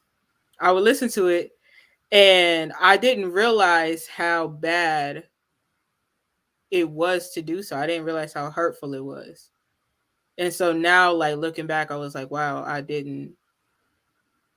really shouldn't have been doing that, Because for one, I ruined the surprise for myself. And two, it's just... Because eventually it's going to come out. It just... They have their reasons. Maybe they're working on whatever. Like, one of my favorite songs is Behind the Max, the one that got redone. On was it Michael? Or is it? No, I'm sorry, Escape. Behind the Mask is Michael, right? Behind the Mask.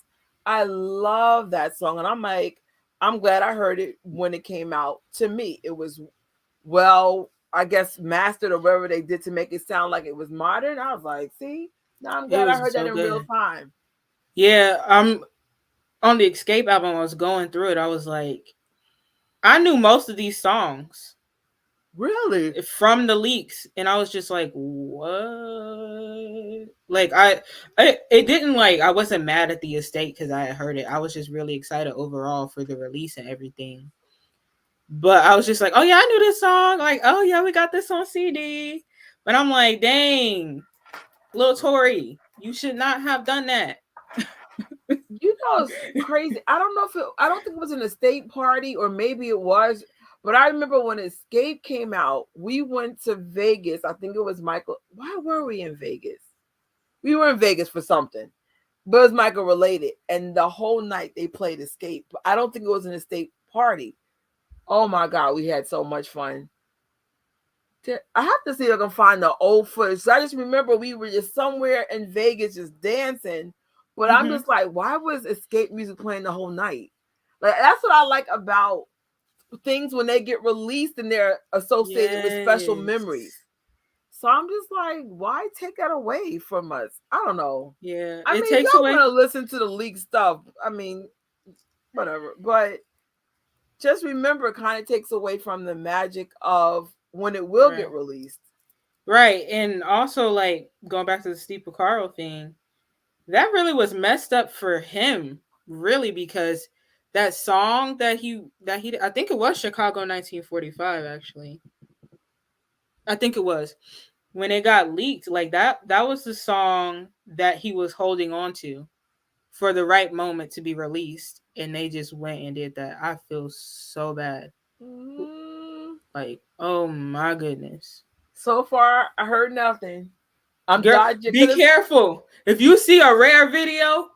No, I never. Like, usually, okay, with videos, it's very, boom. It's you, MJ Fangirl. I watch Moonwalking Kingdom. I don't watch just anything. You know what I'm saying? Because then remember, I'm part of the Star Wars stuff. Right now, we doing the Bad Batch, the Mandalorian. We're busy. Like I said, the Michael stuff is easy for me to dodge because it's just like, I'm more Star Wars right now. Wouldn't be alive without a Star Wars story. Like, but nah, I won't bump into it unless someone's playing it because I'm like, nah, I'm good. Because all my channels, the algorithm is with whatever it's under. So it's like, your stuff is not going to come under my gadgetry. Your stuff will come under I Love the Jackson. I'm like, I'm usually on the gadgetry channel the most. Just constantly just, you know, I love nerding out. Like, before we did this live, I was watching somebody else's live. I was like, oh, I just love, because nerds be living all day. They don't care. Right. Completely off topic, but I looked this up because I don't eat eggs. Eggs in New York is $6.29, and organic is $7.89. And if you are a vegan like me, just eggs is $5. So eggs I'm are trying to figure out what part that is. I saw on TikTok, it might have been TikTok or somewhere, eggs was $8 or $9. I was appalled. What is going on? Like, remember, you know I keep saying this, but I'm saying this because I'm in a city where I see the divisions is destroying us. But remember, I keep saying, like, oh, I'm challenging y'all to level up. It's not saying, like, I mean, be grateful for what you have. Like, let's say you work, in my case, you know, I do merchandising / customer service. I'm grateful for that job. It keeps a roof over my head. But I also can see that job is not going to be here 5-10 years from now. So I have to figure out, well, what's the next step?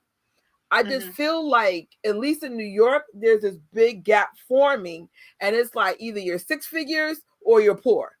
And it's like, the poor people, I'm telling you, it doesn't look good for us. You have to figure out how to level up. And you see stuff like $10 eggs and just insanity. Like, it's I'm like, scary. And it's like, it's to the point where, like, I came across this video of, like, all these millennials and people in their 20s and stuff talking about they're burnt out already. They're having to work work. And now they're saying like we can't retire until we're like 75. I can't do this. No. This physical labor. I can't do it. No. Mm-mm. I want to retire as soon as possible. I don't want it. I can't. Like, people are drained. They're depressed. They feel just like, what am I doing? Like, that's why you should do something you love. If you do social media, I know this sounds corny, but I clearly love the Jacksons. I love food and I love anything with tech. And that's why I have those 3 channels. I do stuff that's fun for me. So even though there was a lot of research and a lot of work for the last live, that was fun to learn about all the shade with Michael Jackson and the Super Bowl. And just, I was trying to get better statistics, like to see like who had the biggest ratings. It was too much of a rabbit hole to go down. But I was just like, wow, I love doing stuff like that. It was work, but it was fun work. If you're burnt out, then you might be doing the wrong job. But some people, unfortunately, people are having to work 2 and 3 jobs to make it work. Rent is crazy high. Like, I know some people are like having to stay with like parents who aren't the best or family who isn't the best just because they don't have the money to go out and live on their own. And I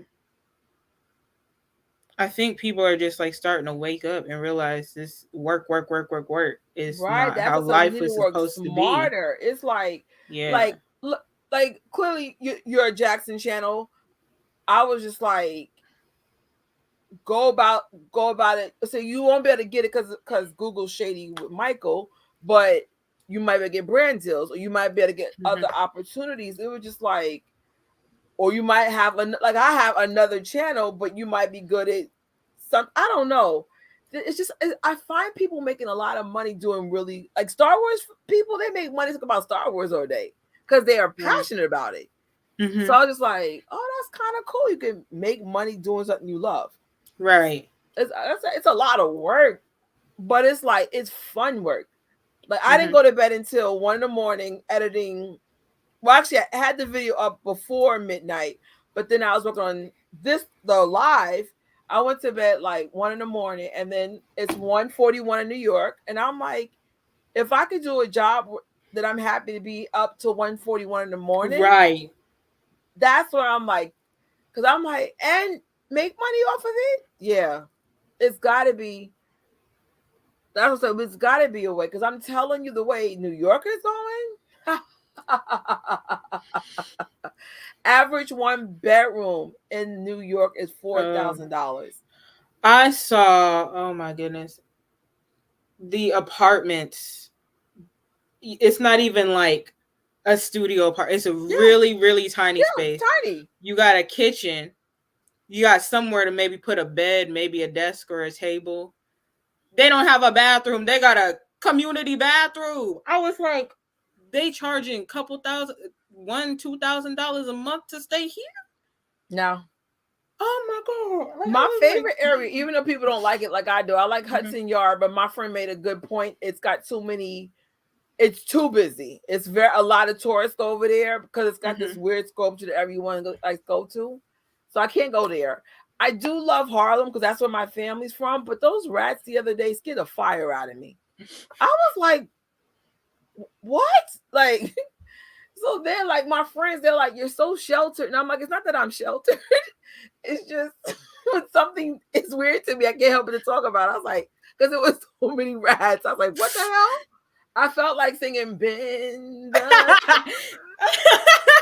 Ben, the thousand of us. I was like, maybe I'll sing the rats away, because I was going to take video, and then I got the vision of the rats attacking the camera. I was like, we good.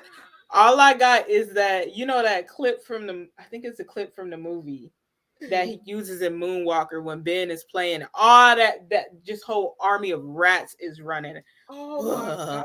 Well, our mayor's actually paying a lot of money if we could solve the rat problem. That's how bad it got. But I'm like, that's the first time I've seen it, because I was like, what is he talking about? Then when I was like, oh, this must be it. Like, Lord. Because I was like, You we got had a me rat problem in my area for a second.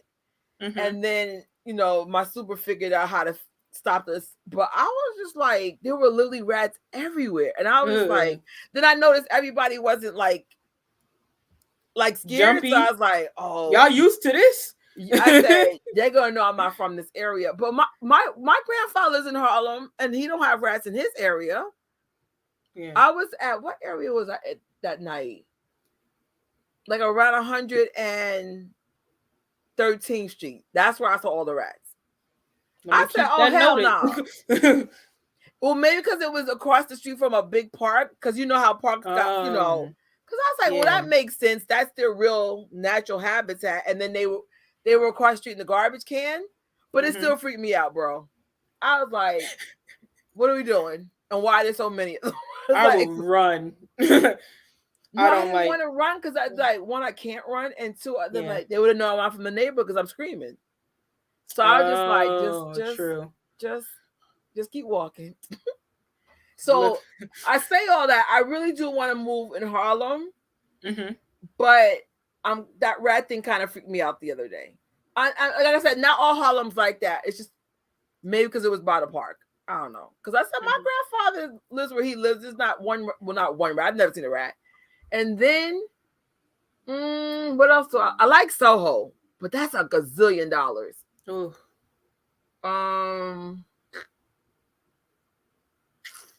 That's the only places I like in New York: Harlem, Soho, and Hudson Yard. But my friend's right. Hudson's it's too touristy. You'll never know who's an outsider. You'll be like, wait a minute, this is a big thing here. But New York's not worth it. I say it all the time. It's not worth it. I live here, so whatever. I feel like I should go there at least once. Oh, you should definitely come through. Yeah. But it's not like, usually when I go to other states, I always like, if I had money, I would move to California. I love California. It's beautiful. I like Florida.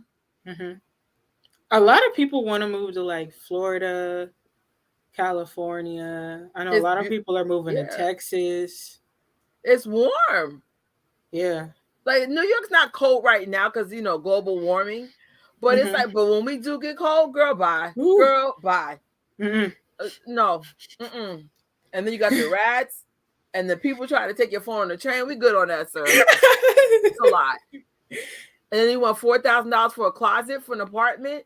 Like I try to do what they call affordable housing. And it was in a bad neighborhood. They wanted $1,700 for a studio. What? For a bad neighborhood? Oh no, we good. Ooh. And $1,700 not affordable for the record, but that's affordable for New York. Okay, we're good. For a studio. So I don't even have a full bedroom yet. I just got one room for $1,700 in a bad neighborhood. Great. That's so terrible. Needless to say, I didn't take the apartment. I'm like, we're not doing this. Right. We're not doing this. So I don't know. The building was nice though. The building was nice because New York is getting the rezoning and pushing everybody out. So not everything is changing. But I was like, even when this is a good neighborhood, this is still not $1,700. I don't know. Like, where would you move if you had a dream state to move to? No, I don't know. I feel like I would have to visit more places. That's fair. Because I've honestly only been to a handful of places. And I definitely feel like it'll probably be something I had never expected to move. Somewhere I've never expected to move before. Yeah. But you're right. It's from visiting that you'll figure out where you would want to move. Like I like Cali the best, but I notice when you have to like go from place to place, the traffic sucks. That's where they get in trouble. They don't have mass transit like New York, and you're stuck in traffic. Yeah. Miami's awesome. It looks like they got stuck in the 1970s, but all the buildings were taken care of. It's really, really, that's a vibe. Ooh. It was giving me TikTok vibes when we were out there. And they got lizards everywhere. They got lizards like New York got rats, but lizards are really cute. I'm like, look at they're less scary. I don't know. Somebody goes, I like New York, but couldn't live there. Yeah. Like New York is only really, really cool if you're rich. Like I have rich friends. Yo, my rich friends are good. Like they got their doormans, their pools. But I'm like, your parents are also doctors. What the hell? But if you're rich, that's a whole different thing. But but if you're like me, like I would be classified poor, but I would consider myself the old middle class when middle class existed. You're kind of like stuck, and then you're like you can't go nowhere unless you go through the programs. But then the programs are not affordable anymore. So then you're like, how the programs not affordable? Because that's what I'm saying. Crazy. If everyone's leveling up, right? That means low income has changed. That's why I was like, what happened after the pandemic? I don't know. But I was just like, oh, hell no, I got to figure something out. I'm thinking what Scarlett's thinking. Stay in like my home, my hometown. Because I think I live in one of the cheapest cities or states right now in this country. And then just travel. Just travel. Like if I want, you know. Like, Bruce was Miami's dirty. Okay. I went on a nerd convention, so maybe I was in an area, you know, that was nice, if that makes any sense. So maybe because they said Miami could be a little shysty like New York. So I'm like, but at least where I was at, it was nice. It was really, really nice. There was a lot of New Yorkers that used to live in New York, now in Miami, so it felt like I was home, you know? But then everybody just had shorts and sandals. I was here for it. But nah, I'm sure if I had money and I could drive, I wouldn't be in New York. I don't see the point. It's like, yeah, we get a couple of MJ events that other states don't get. That's kind of cool, but yeah, like you said, I could live in one state, but just go to New York. Like, just go. All the money you're saving, you can just fly out there. Right. But I don't know.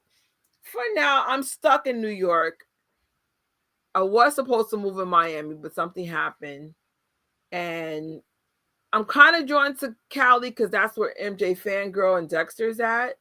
And I miss them. I miss them so much. But yeah, I don't know. I hope you get either to Cali or Miami. Well, the way it's going, like I might stay where I'm really from, but I hope to fly out more to Cali to see her baby, and of course Dexter. So I don't know. It's weird because they all started in New York and now they're in Cali, and then now I miss them. It's like, but then it's like, nah, just you know, I don't know. Yo, Bruce is making fun of me as always. I'll give you a break. But like, really though, what you were saying about like doing something, if I could, believe me, if I could make a living out of this, I know. It's all I would do. No, because like it was back in December. I literally take notes. Research and take notes for this. I literally will read like crazy. I was listening to the trial. It wasn't even like for content or anything. I was listening to somebody had uploaded like the whole entire trial for the 2005 trial, and like they had the whole transcripts like being read by automated voices. I'm just sitting up there listening to it, whole 2-hour long videos. I'm just like, now I can't even sit through, like if I was at school or something, I couldn't do it. But this is something that like I'm interested in, and I was listening to it because I was like, okay, I need to know more information, especially with like the documentaries coming out, and with like Taj's stuff, like I want to be prepared and stuff like that. I know somebody clowned me earlier when I said regular life. In my regular life, y'all would not catch me doing that. I would not be if I No, was in I school know right what you now. mean. No, I know what you mean. Well, just because something didn't work for myself or other YouTubers doesn't mean it won't happen for you. You never know. That's why I was just like, keep at it. You never know. Right now, this is the issue specifically. I'm not even gonna say with Michael, the Jacksons, because I've been covering every single one of them. So I on my original channel, I cover Chris, Justin Bieber, and of course the Jacksons. And because you talk about 3 different people, you get to see what you need to see. Chris Brown, I used to get a crap load of money for. Then Justin, then the Jacksons. And then I realized there's the problem. At first, I'm thinking, oh, you're not getting money because your channel sucks. But no, y'all are just being shady. Yeah. And that's the advantage of having a channel like mine. Because at the time, it had videos about juicing, Justin Bieber, everything. Because YouTube was just different back then. And then it's like, oh, this video would make $50, and then this one would get $5, and you're just like, wait, what? But it's all on the same channel. And then I was seeing the shade. So then I was like, okay, I see what's going on. And then that's why I said, okay, let me separate all the channels and see what's going to happen. So then my vegan channel was the first one to separate it. That channel makes more money hands down than any of them. And I said, okay, cool. At least it's cool to be healthy. And then the gadget channel right now is struggling because I have way bigger YouTubers in my space. So of course the money's going to them. But I was like, the Jackson channel, I'm still struggling with it, but I like doing it, so I just do it to do it. Yeah. But it is what it is. But it may not stay that way. You never know. If you know what I'm saying, like it might be crazy now, but it might get better tomorrow. Right. Because I know me personally, it's so weird because I either like being really analytical about stuff, detail like notes and like reading stuff, or like creating stuff. So I'm like, I don't want it to be where like either or. I want it to merge together. And with this, I feel like it's merging together. So I'm like, I really hope I can do something. I really hope I can do this, for a living. You know what I'm saying? No, I mean, if I could figure a way to like say, hey, have you tried this way? Because I was just like, for me, I'm just going to treat it the way I've always treated it. If I do something, I'll cover it. If the lives are new. I never did lives until now. Lifestyle, like how my life is as a Jackson fan, but I just never was able to figure out how to really monetize on it. Yeah. But I because they keep messing with that family, it actually keeps me in the space. Because now I'll be like, yo, this is just not cool, bro. It's just not cool. That's unfortunate. Like, can we have some good news, please? Right. Please. They said keep this channel up. We need this channel. We need it because, oh my goodness! When I tell you, you bring something different. I tell everybody this. Like, I feel like everybody has their own niche when it comes to this community. Like, I've seen so many people do different things. It's so cool. Like, it's something different. So please, the crazy lady who cries every 10. Nah. No, I think it's just basically like my real life somehow integrated as an MJ fan. It's just a weird accident. It's just I think because legitimately everything's so chaotic, I just don't filter anymore. I'm just like, yeah, if I'm feeling like crap, y'all know it. Like, but before it'd be like, hey guys, now I just be like, yeah, whatever. Like, and I think one of the things is that people see you allow us to see you personally, not like, of course, talking about all your information and stuff like that, but just like, being vulnerable and open and stuff like that. It's like, it's nice to see. And I think that's one thing that draws people, especially to the lives and stuff like that. Aww. Well, it's been an interesting journey. It happened by accident, but I just think like, especially in my family, like we are taught not to like cry and like man up, and I'm like, I can't man up anymore. I'm tired. I'm legitimately tired of being. I'm not saying fake, but just I guess hiding my real feelings. It's just it's a lot going on in real life, like right. But now, like I spoke to one of my elders, and I was just like, even though I love the elders that raised us, I said that's not healthy to tell people to man up, bro. It's just not. Yeah, I can't. If someone loses, when someone loses something, like someone in my life is not doing well because someone died, and it's like putting their life in danger, to be honest. So of course everybody's like, man up, and I'm like, yo, they're broken, bro. Over a loss? Y'all trying to man up? I'm not gonna lie. It's bad. It's like the worst reaction I've ever seen to someone dying.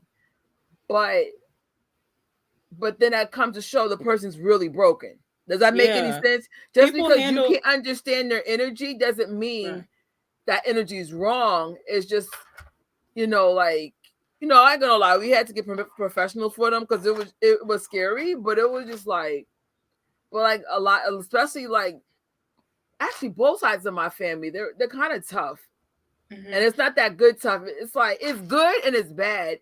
It's bad if you're legitly hurt. You're like, wait a minute. Like, if y'all tell me to man up one more time, I get it. Especially in New York, you have to be tough. But sometimes you also got to be real too. If I'm in my house, let me freaking cry, bro. Like, right. What the hell?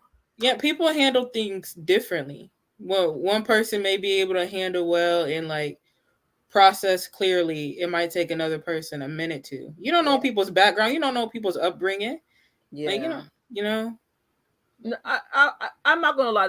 Especially the women, they are very freakishly strong in my family, and it's like my mom. I admire her more than anybody. Like, I never seen someone so happy. And then, of course, when she passed away, I had access to like her diaries and stuff.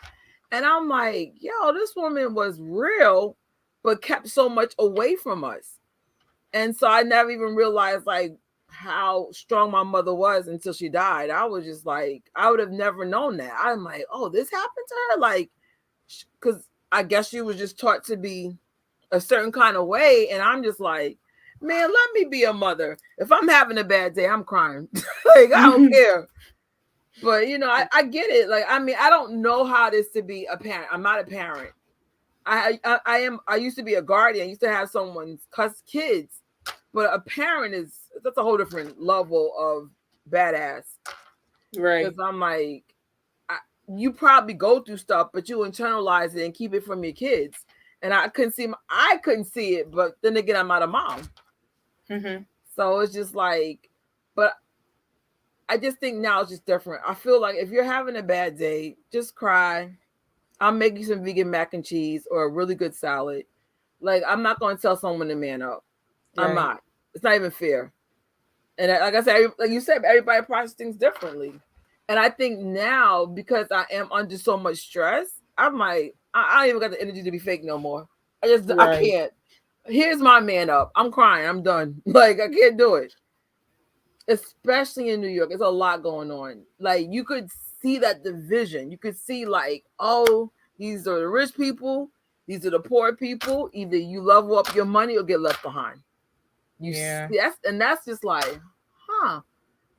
And you'll start seeing it spreading because New York is so expensive, everybody's going to Jersey. So now Jersey's getting expensive. And I'm sure like it's going to start trickling down to other states. It's happening in Texas. The housing market is raising like crazy. Don't come here.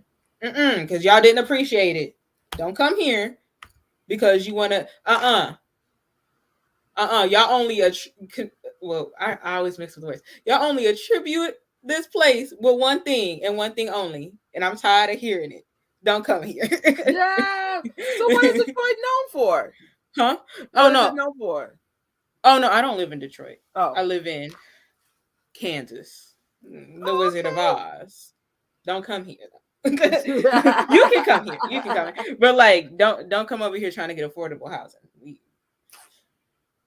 But I bet you, like, at least when I leave New York, I just feel like everybody's state's better than New York. That's why I was like, I feel like New Yorkers just got scammed. The ultimate scammer are the people who live in New York. Like, you just got scammed to believe this is the best place to be.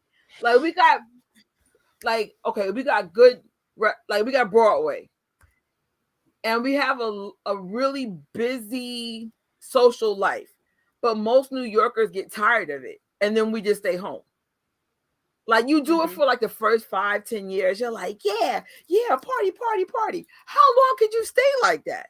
See, that's why I'm like, I need somewhere where I can, like, I don't know if I could live in a big city where it's like, oh yeah, like this is cool, like fun. Because it's like, what if I get tired of it? You know, that's a place I want to go to, you know, to have fun every once in a while and keep that excitement about it. Oh, she is so shady. She's talking about axe throwing. There's more to do here than axe throwing, ma'am. I don't. Okay, like, it kind of comes down to why do you do what you do? That's been my new question lately. Like, so I'll reveal to you my plans for 2023 because I canceled all of them. So I was going to do something called the Galactic Star Cruiser. That sucker was $6,000 for 2 days. What is that? Some stupid Star Wars crap. So I was like, that's just really stupid. So then somebody goes, oh, you did Thriller Night. First of all, Thriller Night is a write-off. Second of all, it is exclusive. It's only now twice a year because you got 2 days. You know what I'm saying? And then you get to experience something different, unlimited food. If you drink, unlimited liquor, whatever. Just unlimited whatever. Got some Jacksons, got some dancing, get a swag bag. For what? $1,500. Galactic Star Cruiser, all you do is get in, and then you spend like another $2,000 in souvenir. I'm like, that's just dumb.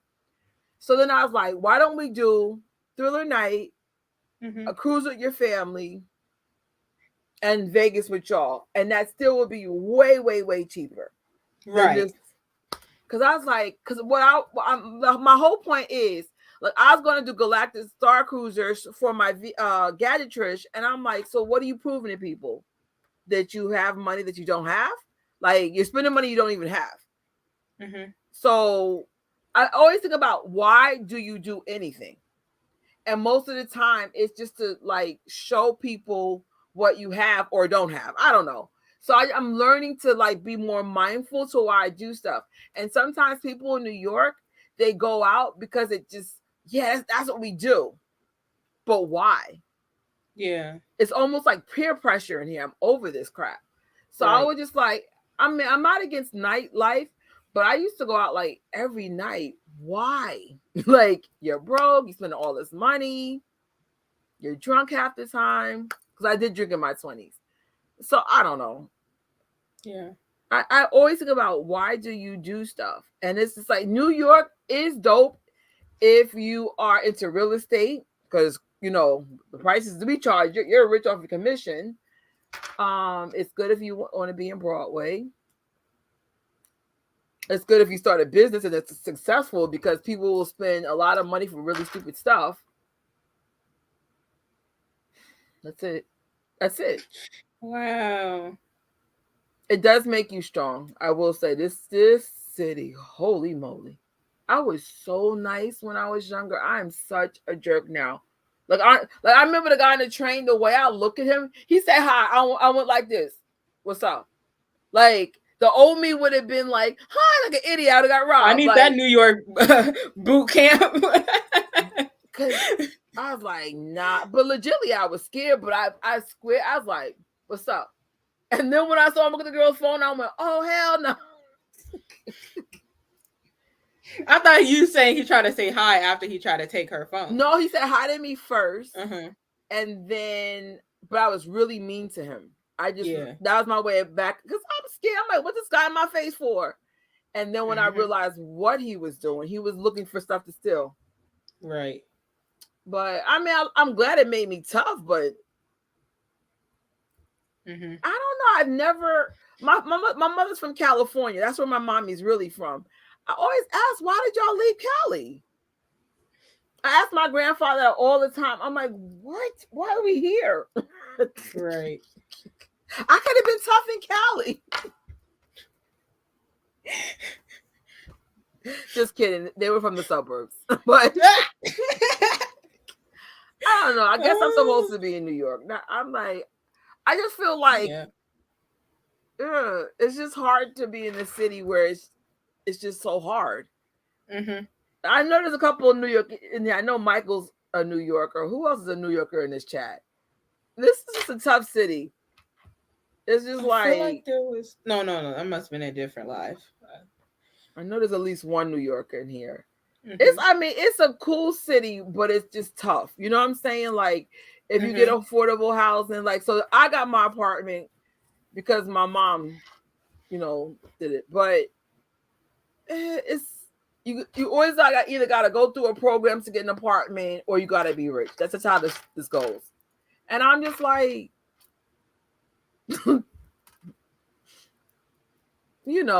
and the money division's big. Like, some people will make $40,000 a year and others will make $250,000 a year. And I'm like, how does this work? Right. How do I get on that side? But I'm inspired.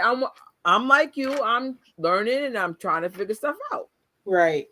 Like, now I'm to the point where, where some people is like, unfortunately, like, their career, especially if they really don't like what they're doing, it's like their main thing in life.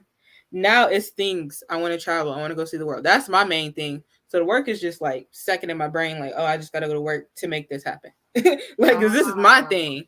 This is like just stuff like, okay, why am I working? And it's like, let's make it worth it. Yeah. Like, treat myself every now and then. That's true. That's how I see my job. I'll be like, oh, at least I can do stuff with it, Now, I like how Scarlett's thinking. Cheryl had said us in the other live about doing an MJ cruise. It could happen because you guys heard of Carnival cruise, right? Yeah. Carnival's actually affordable. It's considered quote unquote ghetto, but it's affordable. See, I don't know where I got this fear from, but I got a new fear of the ocean, and that's actually common.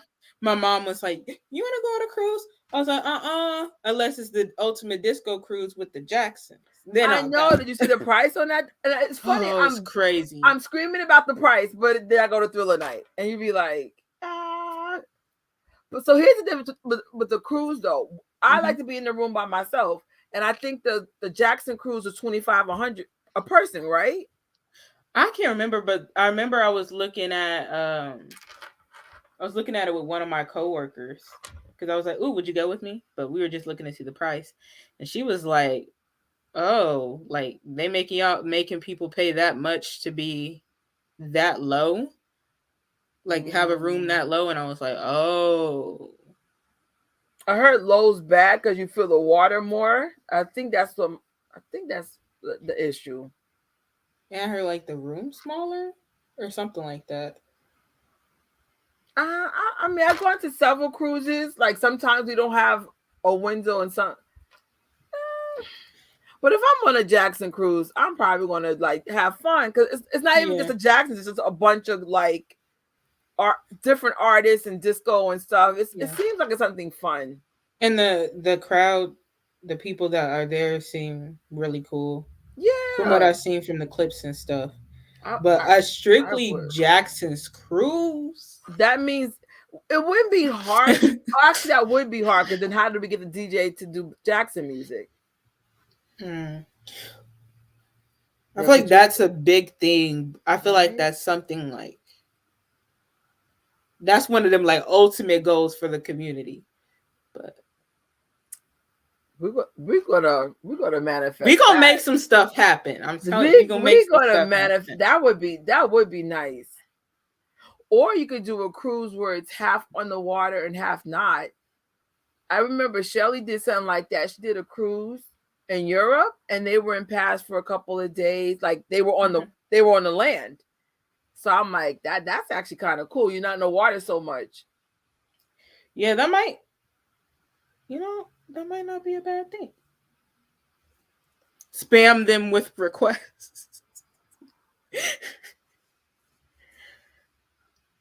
Oh, okay. They were in the lower deck to the Bahamas, but I didn't feel the rocking just every now and then. Yeah, I know one of my cruises I was lower, but I'm weird.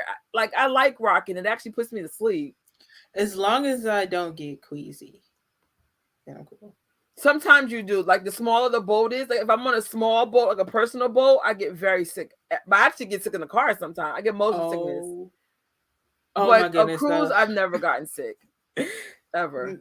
I just remember I do get motion sickness. Like I can't read in the car. I can't really look at my phone in the car. I just have to like sit back and just listen to music and enjoy the ride. But one time I went to the beach and they had, first of all, it was terrifying. The thing felt like it could tip over. We in this paddle boat thingy. And like, it's like going, we're not even that far out. But I'm just like,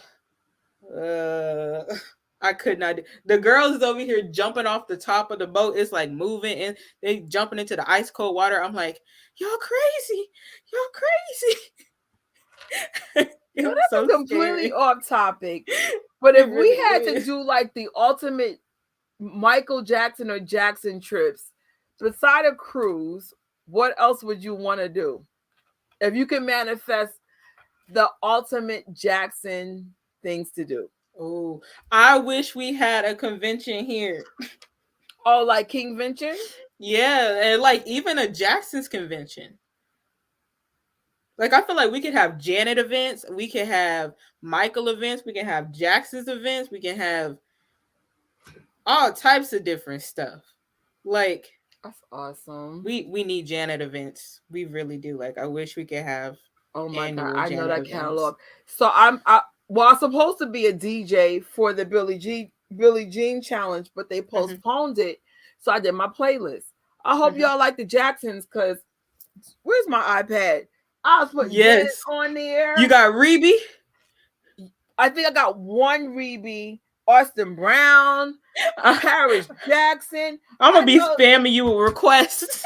They were like, because for the Billie Jean thing, we gotta play Billie Jean every 3 songs. Now I said, well, I hope y'all like the Jacksons, because I'm putting Matt. Let me see if I can find this playlist.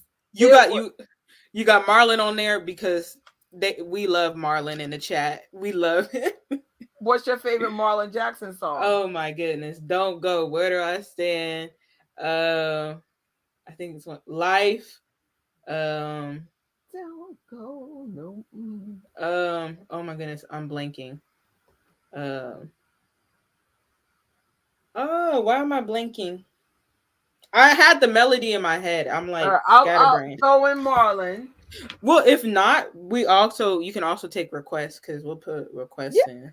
Well, we'll see. Like, I know, like, whenever I'm the DJ, it's supposed to be on a Monday, and then moving forward, though, I have a series for the whole Jacksons for the rest of the year. I'm actually really excited. Like, I was talking to Rocky the other day, and I was like, out of all my channels, this channel ain't make no money, and I'm more excited to do this channel than all my channels put together. I don't even know why. I just be like, I just like doing it. That's how you know you're real about it. That's how you know you love it. Like, Team Body Rock. Yes. Because I'm like, I feel like a lot of people are more Michael Jackson fans, but I'm just like, no, listen to the whole family catalog. You'll thank me later. And then when you do stuff like in Gary, Indiana, or DJ Spinner plays the Jacksons, you won't be lost. You'll be like, why are they dancing? Yes. Like they Spinner he knows their catalog. I started out as a Michael fan. That's how I started. Same. Then I want to say when I was 13, 14, 15, I really, really, really got into the rest of the family. Like 3T, Of course. Hold on. Of course. Listen, I can tell you right now, 3T. I don't know Terrell stuff as much as I should, but I can get familiar with it. I'm going to request some. Okay. Because I'm like, I have more of a bias with TJ because TJ's all over the place. Like, you just be like, okay. But I'm still catching up. Like, for a second, I just stopped listening to music. And it's when Paris and Terrell and all them came out. So I'm just still trying to, like, catch up. But I don't like to just play stuff. I like to, like, learn all your lyrics and then move forward. I think what I did is I went album by album. Like last year, like I remember I took a couple of days. I remember going through Reeby's catalog. She got some gems. I went through Jermaine's. Oh my goodness. Jermaine got a beautiful voice. And then Jafar is such a beautiful fusion of Michael Jackson and Jermaine's voice. Like Jafar, if Jafar finds his Terry Lewis or Quincy Jones, oh my God. Yo. I like Got Me Singing though. I love Got Me Singing. Like, keep it going. But I'm just like, that voice, I'm like, you sound so close to your uncle and father. It's ridiculous.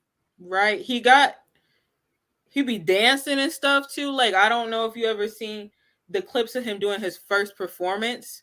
When he was overseas? No, he did like a solo performance. I forgot what. I don't think I saw. Should we do a reaction to that? Like, this has got to be the longest reaction video in history. We had 2 hours and 21 minutes. We talked about vegan chicken. We talked about prices in New York. We talked about rats. We talked about cruises, Miami, where we want to live. Cruise, what do you call it? Future trips. Yeah. Events. Yes. I know what I would love to do is definitely donate stuff to people. Like, let's say there's Thriller Night, at least a ticket or two. Like, I want to get to a level financially, like where that stuff doesn't even hurt me. But oh yeah, I got you, or Google got you. Like Google ads.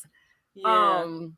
Vegas. Could you imagine having a fan fly out? You got the hotel fee for them, like. Because some people legitly, there's some moonwalkers that have fixed incomes or they take care of people. So you can't level up if you're taking care of somebody. Right. You know what I'm saying? Like, legitly, there's some people that can't do stuff for whatever reason. And I'm like, why should they suffer? They need a sponsorship. Right. This is going to be so crazy when I tell you this. I was just talking to my homie and I was like, yo, she seems like one of the people that's so serious about this. And I was like, she was talking about like sponsoring me, but I'm like, I want to get to a point where, let's say a group of us have a fund and like people can donate and like people, all this stuff, and we can like be able to gift people, like even people across in different countries and different continents and stuff, pay for their airfare, round trip, pay for their hotel and stay, even give them enough money to pay for like food and maybe even like souvenirs and merch and stuff like that. Yes. Because I'm like, some of the things I got to do is because my friends had more money than me. Like all my life, my friends had more money than me. So like sometimes I'd be at a ski resort because my friend's father's rich, so they would invite me. So it's just like, I've learned from my childhood and even adulthood, like, yo, that's cool. If you got it like that, why wouldn't you hook somebody up? Right. So it's just like, but especially in the MJ fandom, child, they do take care of each other. It'd be like, like Melanie paid for me to go see the Broadway play. Because last year I did have a lot of financial issues, like so much drama with my family. Like it was just draining all my savings out. So I didn't have it at the time. So, it was nice that a fan was like, no, I got you. And it was a good scene, bro. I was dead in the front. So I was just like, dang, I appreciate it. It's like, so hopefully maybe this year I could pay for someone's MJ1 ticket.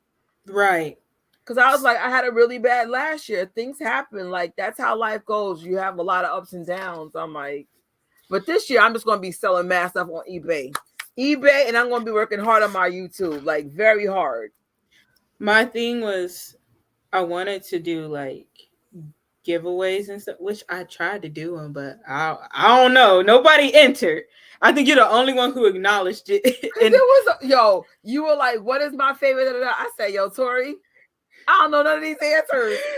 Okay, because the thing is, I will mention things like if I'm like, oh my God, I love this. Like, oh my goodness, it's my favorite thing in the whole wide world.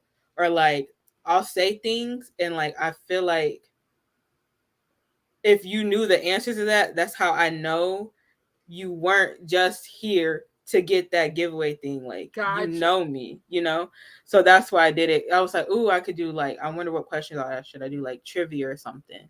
But I'm like, they could easily go look it up.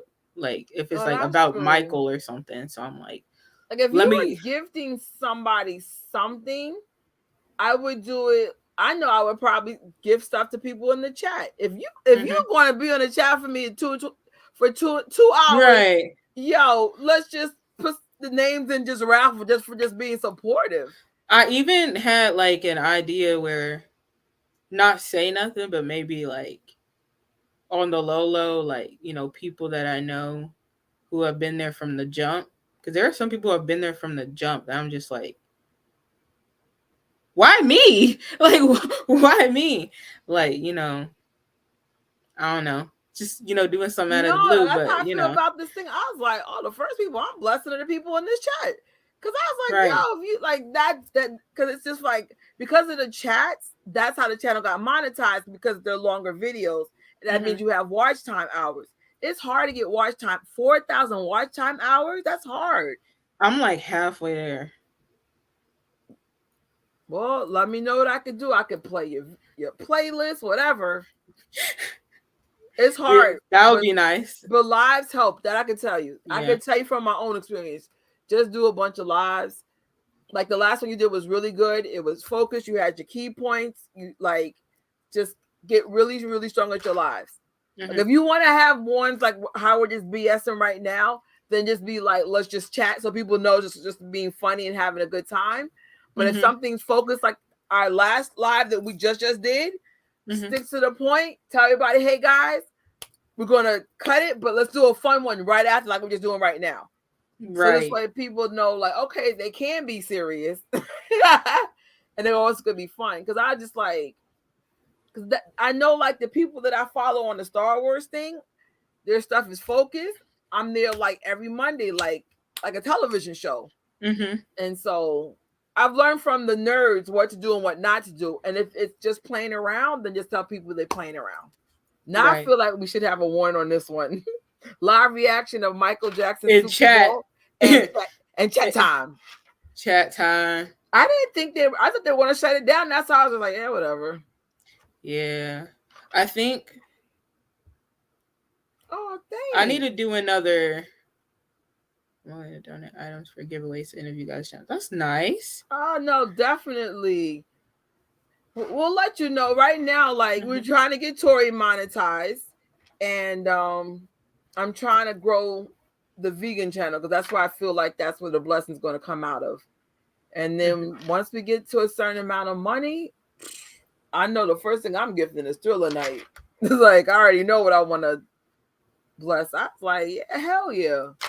I feel like I gotta make this known again. She can get super chats.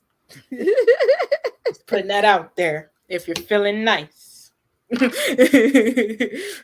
yeah, that's what's up. Because I'm like, we definitely need a fund. Because I'm like, legitly, I know last year I was broke. Like, I made it work though. Y'all saw me in Vegas for under 400. Like, I was so shocked. I was like, you did that. Like, you really did that. My issue is that with an event like that, like I know I went and I did other stuff, so I was there for like 4 or 5 days. But it would be like if it was like a something that I was just like one event, like I was just there for that. that's a good way to make it happen. Yeah. Like, maybe like a day or two and that was it, and then boom, like over a weekend. Well, you know what Vegas was? I think I talk about Vegas more than most trips because there was something that happened that led to the channel being what it is now. So then you're just like a lot of encouragement. It's a lot of encouragement. So it's just, and I wasn't expecting that. I'm just like, okay, we're gonna watch MJ1. We're gonna have breakfast. Hopefully we'll bump into a Jackson or two, and it was way bigger than that. So it's just like, I just think I just needed to hear that my channel mattered, because it's like I remember Melanie was like, "Oh, of course we appreciate you." No one ever tells. Like, I can't explain it. Like, I've been doing this for so long, it is discouraging.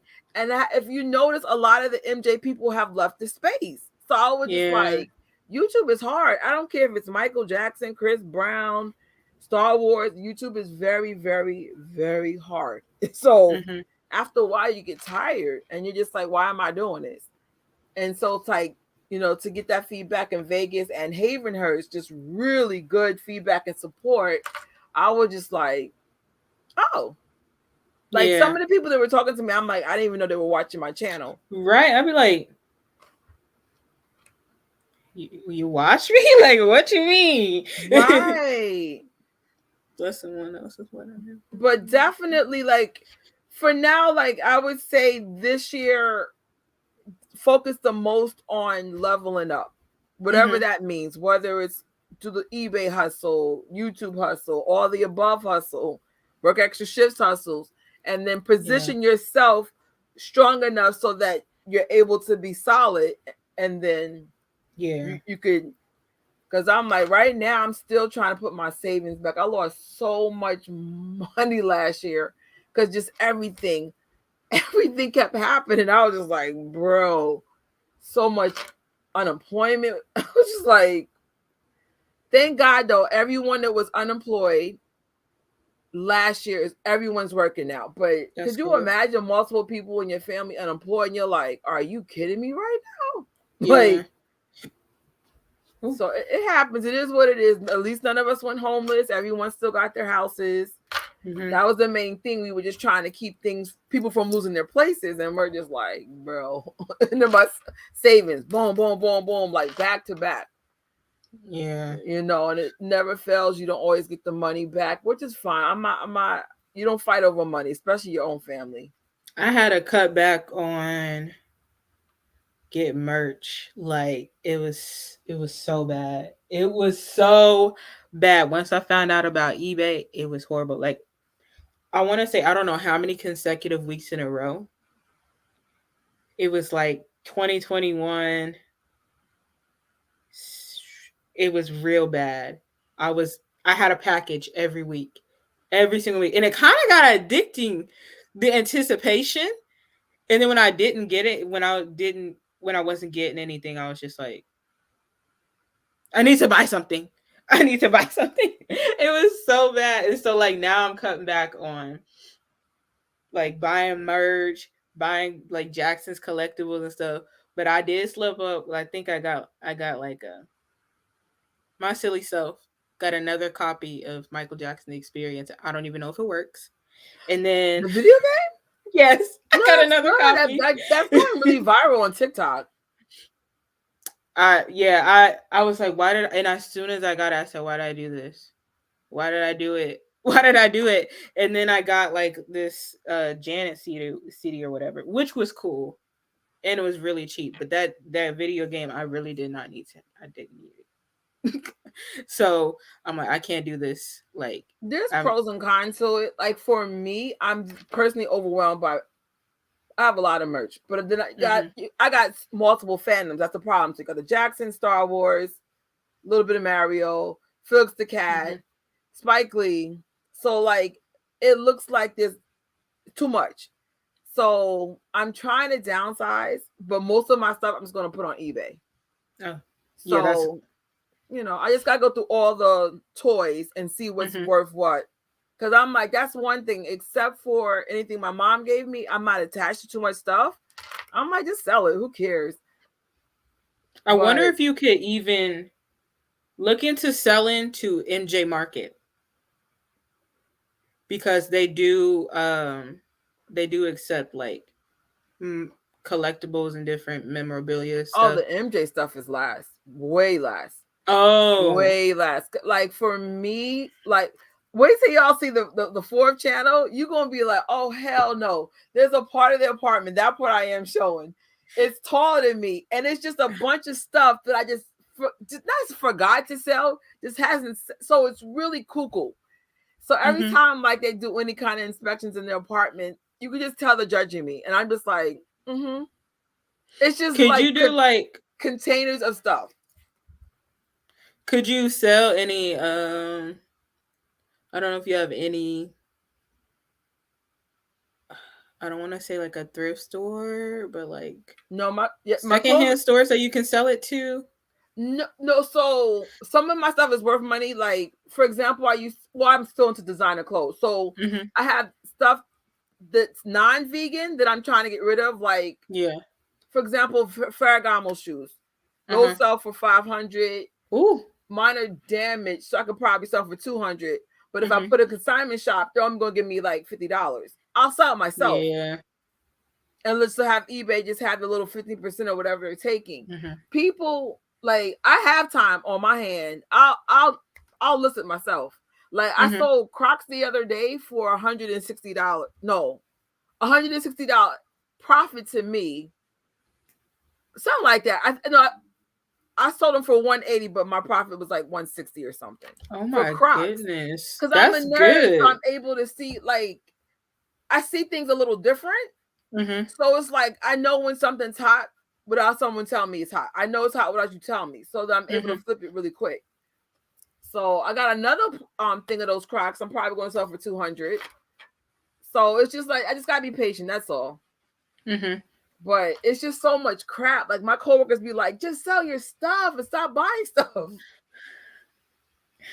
It was now to the point where it's like normal for me to not go. Like I have some points where I'm like, I want to go record shopping. Like I really, really want to go record shopping, but I'm just like, don't do it. Visualize Vegas. I am. Visualize. You doing 2 things you wanted to do, or 3 things? What was the third thing?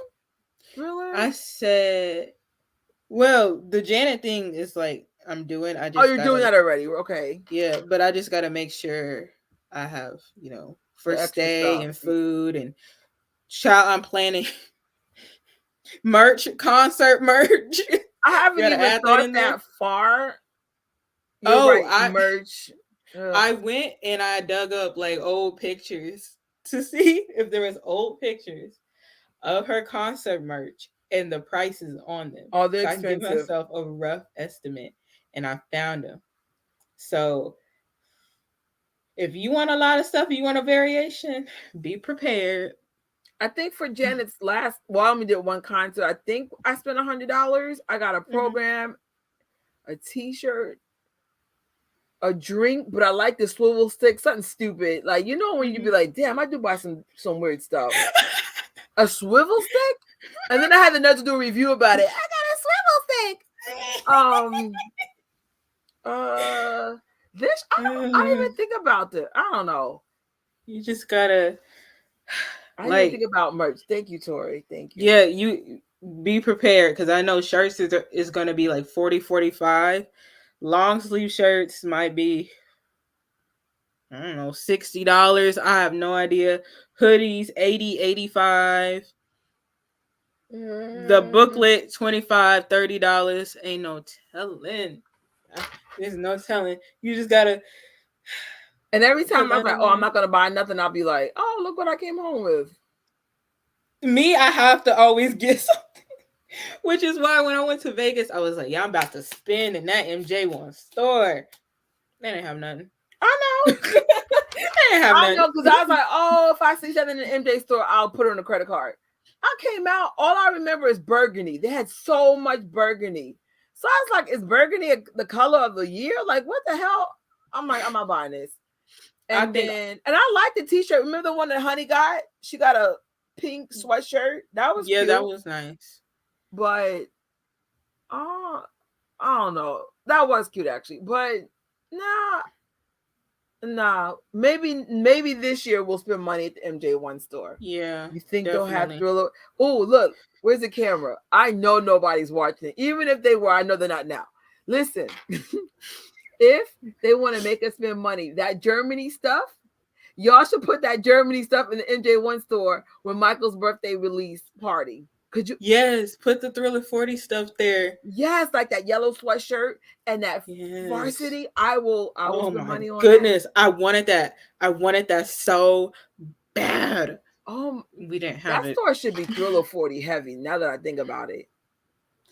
Because when we went to that one Thriller item, all they had was the MJ1 shirts. And I'm like, it really should have wasn't ugly, but it wasn't worth going broke for. That's, you know what I'm saying? If that makes any sense. Yeah. And literally they had a box set, the Bad 25 little CD box set. It came with like a poster, Wembley DVD, Bad CD, Bad 25, like second disc. Probably something else. I said, hey, how much is this? She said $100. I saw that online for half the price. I was like, oh, okay. Oh no. They were selling CDs and like DVDs for $25. I was like, which is that's kind of weird because that stuff legitimately is cheaper on Amazon. Make it make sense. Right. So that's weird because I know I did get a vinyl set. Is it vinyl around me? No, I think it's in the other room. I was expecting more records because I really wanted an off the wall picture disc, a dangerous picture disc. All they had was the Invincible picture disc, and I was like, dang, I already got that. Or they should make something exclusive for the MJ1 store for honor of Thriller 40. Right. You know what? Did you see the performance of? Oh, I don't know if you were there yet.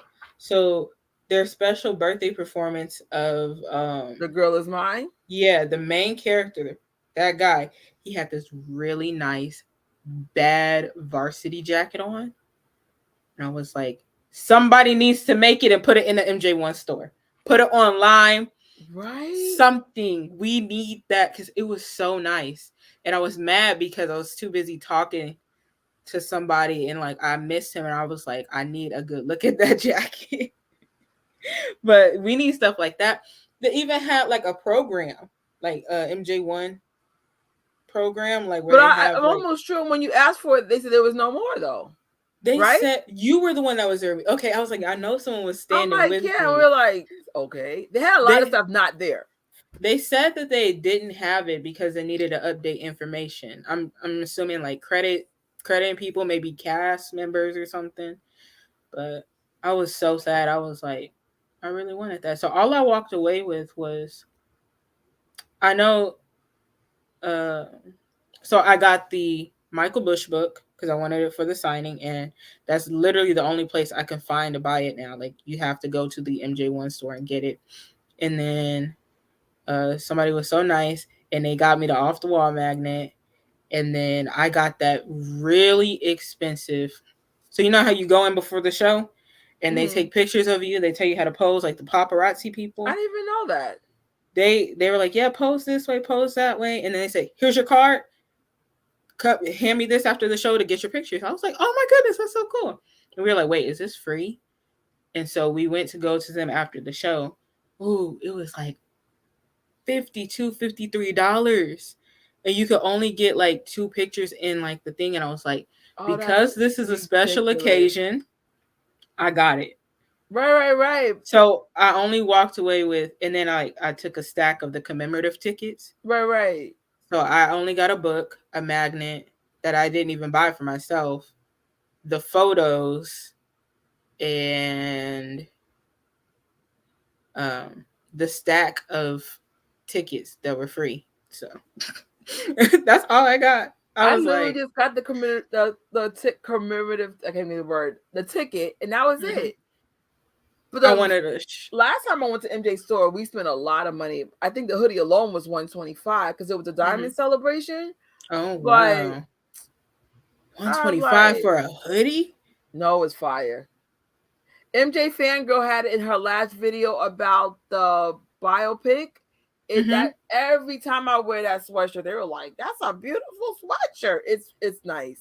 Okay, I'm gonna need to see it because It's really nice. I was like, and I think literally every one of us brought one. So they made, so I was like, just like a good 1,000 just on us alone. We were like, oh my God. Could you imagine working in the MJ1 store?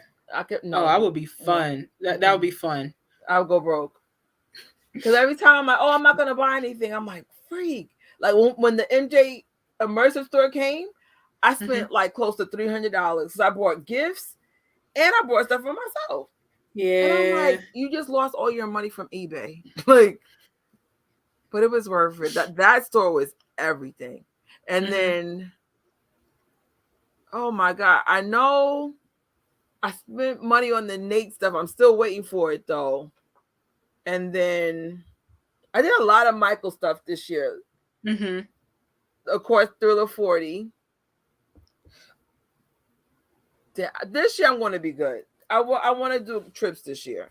That's me. And then like of course the merch is gonna come when I go to the events and stuff like that. That's what I was saving for. That's just like, no, especially if you're a vlogger, you're gonna legitly, like for example, we got this with our swag bag. That's so cool. The coaster, I have it actually. The cup should be the coaster. I was like, wait a minute. That is so cool. What is behind me? But half the stuff I got is from going to events. That's I was like, no, just let it come. This I got from seeing. It's not free, but when you order popcorn, they gave you this Michael Jackson bucket. This kind of looked like the Superbowl. Where? That was from Michael Jackson Immortal in 2012. Oh my goodness! I'm so mad I missed that tour. And then it's like, of course, you got to have a popcorn bucket. Michael likes popcorn. That is so cool. They should have a little slot for the hot sauce. No, I'm just kidding about that part. Yes, no, spray butter on one side and hot sauce on the other. No, that's so cool. Oh my God. But it's just like, those are the kind of things like, I'm like, oh, my first, Immortal Michael show. And then this is like those are the kind of souvenirs I like. Yeah. Because it's like, not saying I don't like the stuff behind me, but it doesn't have the same kind of story. Now there are things that I really want to buy, like stuff from around the Triumph era, off the wall era, like certain things that I really want. Even certain like the different copies of the same album, I'm like, I really want, because like I have this whole grand vision in my head that I'm gonna put it all on display. It's all gonna look really cool once I move. And it's like I'm not even moved yet. Why am I getting all this stuff? I know. Yeah. I remember before I moved out of my parents' house, me and my boyfriend at the time, we were just buying stuff and hiding it in our parents' apartments. And then it was like getting out of control. And then we're like, oh, we got to tell them. And they were like, okay, we're moving out. And then they were like, y'all don't even have a plan. And then we were showing them all the stuff we brought. I was like, yes, we do. We out. But I would say just focus on your YouTube channel. Enjoy traveling. I met your mom. She seems mad cool. Yeah. Save your money though. Just, if you could put 10 to 20% of your salary in a savings. Yeah. And then, just enjoy it. I wish I could live in my parents' house because I'm like, what am I struggling for? Shoot. So I mean, I was supposed to move back with my mom, and unfortunately, she passed away. It worked out because there's a whole different drama behind that. But I was just like, oh my gosh, I was going to move back home because I'm like, why am I struggling when I could just go back home? And then my mom was renovating the basement, and everything happened the way it's supposed to happen. But I was just like, no, if your parents are cool, just stay home. But save though. I feel like if you stay home, then maybe put 20% or 30%. Because if you lived on your own, like 70% of your salary goes into just bills. Yeah. So like think of it like, okay, maybe I could put 20% in the savings and then maybe the rest for whatever you want to do. Because that was my problem when I lived with my mom. I didn't have enough money in the savings. I think I had $5,000 in the bank when I moved out. But that money was going the first year. There was so many emergencies when we first moved out. Almost went homeless because I was, I didn't know how to manage the money right. Oh. So I'm like, no, if your mom's cool, but don't tell your parents you got savings, because then they'll be like, oh, I need it. Don't tell them what No, you my got. mom is the one that was like, you need a savings. You need But a savings. but never tell people what's in your savings.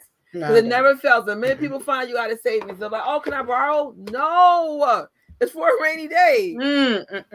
Not your rainy day, my rainy day. As long as not even your sunny day, especially not your sunny day. But I'm very child. What did I say this at? Oh, I think I said it in your last live, like your comment. I was like, Julius from Everybody Hates Chris is my financial motivation. I'm so frugal with my money. I'm so cheap. It is so bad. I'm like, Like, I'd be like, dang, I really want some Mexican food. I really want some salmon. But I'm like, nope. We get salmon when we travel. That's how it works. Yeah, no, that's a good way to think. Yeah. Like this popcorn, usually I buy popcorn in a bag, and I'm like, why do you make popcorn? You have a popcorn machine in your house. I got a bag of seeds for $5, and then I just pop on popcorn before the live. Oh my goodness. Like my house legitimately got so many. The gadget thing is legit. There's gadgets for every kind of food in here. Why do I go outside to eat when I have everything in the house already? Just make your own food. And you're right. We could have, in my case, vegan salmon, and that does exist. Vegan salmon. See, I didn't know there was so many different like alternatives to make vegan food. I'm like, I gotta try this stuff. Like, I have to. I gotta think where to take you when you come to New York, because I want you to taste something to make you go, oh, that's vegan. Yeah. Like, I know what sandwich place I want to take you. Maybe we could try the fried chicken place together. I'll be like, well, here's a place that was closed. Now we're gonna try it together. Yes. We can go on a karaoke night, the night that we saw. Yes, make them play some Jackson. I was gonna ask them that, but I'm like, nah, at the time, I think that was around 10 o'clock when I was there. I was like, oh, it's getting late. You need to go back home, before it's like legitimately too dangerous. Because usually I'm in the house early. So that was the first time I went out. I was trying to get out of my comfort zone. Right. And then I ain't gonna lie, I was freaking out. Everything was freaking me out. The rats, the people in the corner. I was like, no. There was like this guy in the middle of the block. He kept screaming. And then this other guy was like, get out the street. Get out the street. So I was like, oh my God, it's about to be a shootout. So then you try to see me limp away. It was so crazy that night. Oh, Lord. And that's what y'all did not see in that vlog. Me getting home. I was like, I just want to go home. I went on the wrong train. They tried to rob us on the train.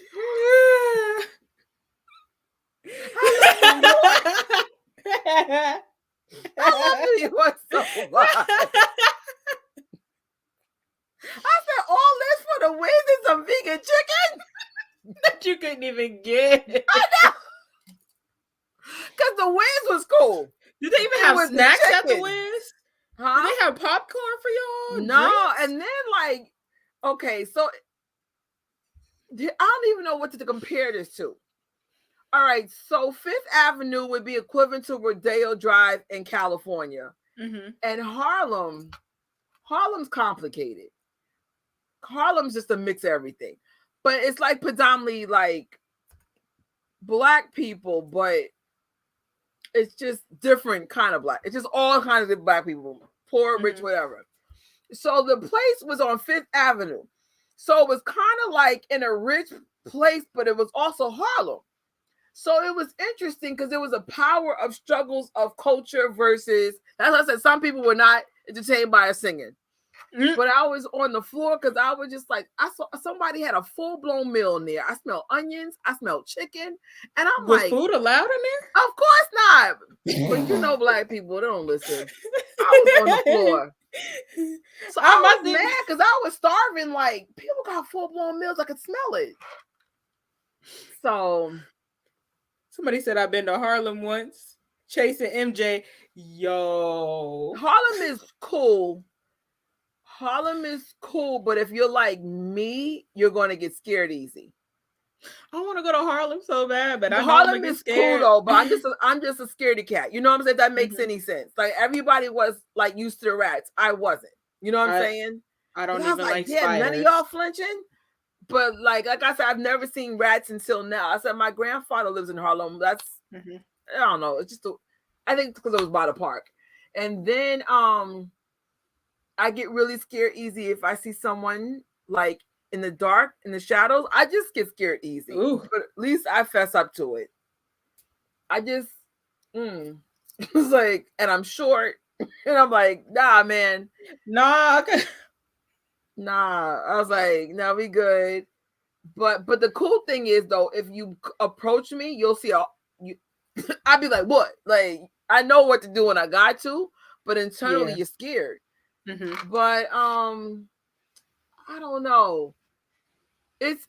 We were in a rich area, but it was just interesting, like how, because I was like, the minute I came to the museum, I said, oh, this is nice. I'll be back.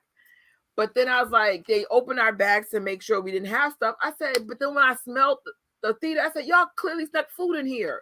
I want to know how they got away with it. I know, because they were like, man, open your bag. I was like, ooh. Because I was going to stick in popcorn. But something just said, don't do it. But they had no snacks to answer. They should have had snacks. Something. Man. What's that $15 going to? Strictly the ticket. Never in my life I had to pay for the Wiz until now. That's crazy. Because when I was little, I saw the Wiz on TV. It was like a TV special when we were kids. So I was like, what the heck? I was just like, let me get the DVD because they keep playing. It was on Netflix. They took it off. They put it back. They took it off again. I said, let me get this DVD so I can watch it anytime. That's crazy.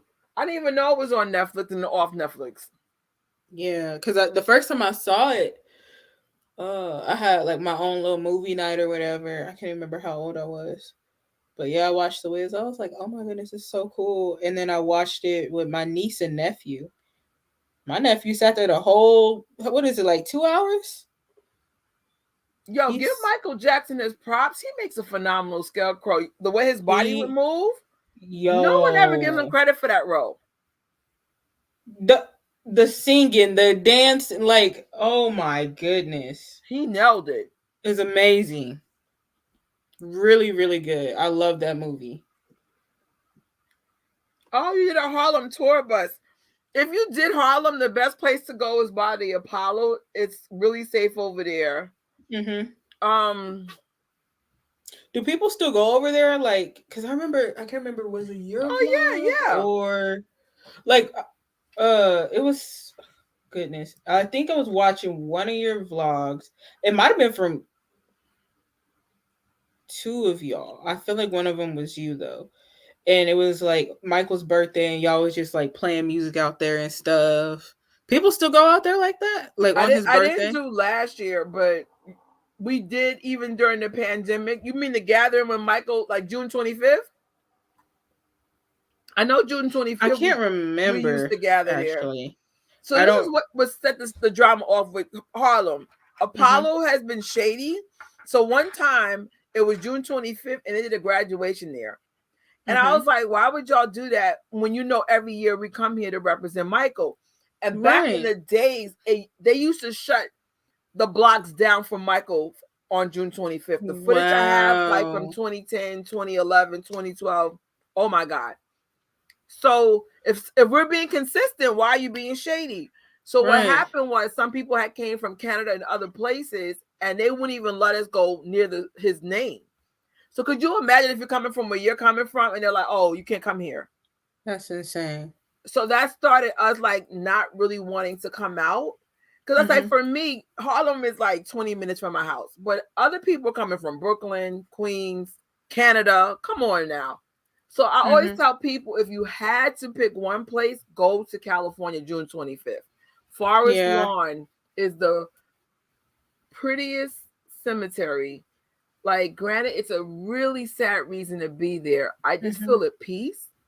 Like, I don't feel like I'm at a cemetery. I just, maybe because, I don't know. So many people say this. No. It's just, like, it's just a beautiful place. Then, of course, we went to Neverland. I don't know if you go to Neverland now, but the Thriller House, the Palace. Cali just got a lot. Could you imagine if, let's say, they had a yearly event at Neverland for Michael, but like I don't know what the owner's doing. I know. Like that would be so. Oh my goodness! Like I would go there. Like, of course, like they're gonna charge people to go, but like some sort of yearly event, maybe like June 25th or something like that. Just have some sort of event to honor him and to have the ride set up and maybe kind of give like a walk through the house. Like, oh, this is where, this what happened. Mhm. And then the possibilities are endless. I'm telling you right now, I'm crying. I remember they opened them gates. I was crying like a baby. Oh man! And then Shelly looked at me like, "What is going on?" But when they opened it, it's like some mountain valley looking thing, and I just started crying, bro.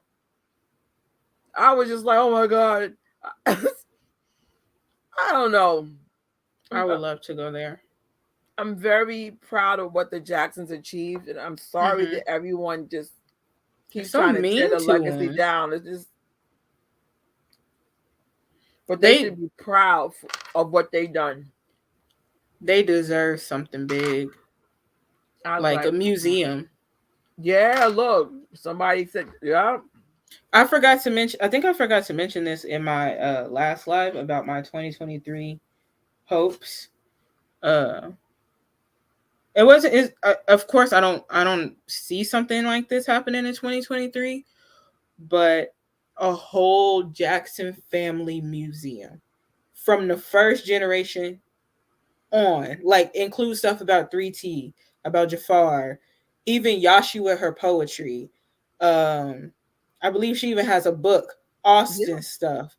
Taj's photography, like just they deserve a whole museum. It's crazy that we haven't gotten anything like that from them. The impact that they made. First, even when I was little, I think almost my whole life I've noticed they were really shady with them. It was just like, it's weird, bro. It's just so weird. And there's other celebrities that are famous like them, but I guess because they're not black, they don't care. And it's like, y'all never talk about anything, any of their dirt. Like I remember like especially with the brothers, they might talk about certain things about maybe a relationship.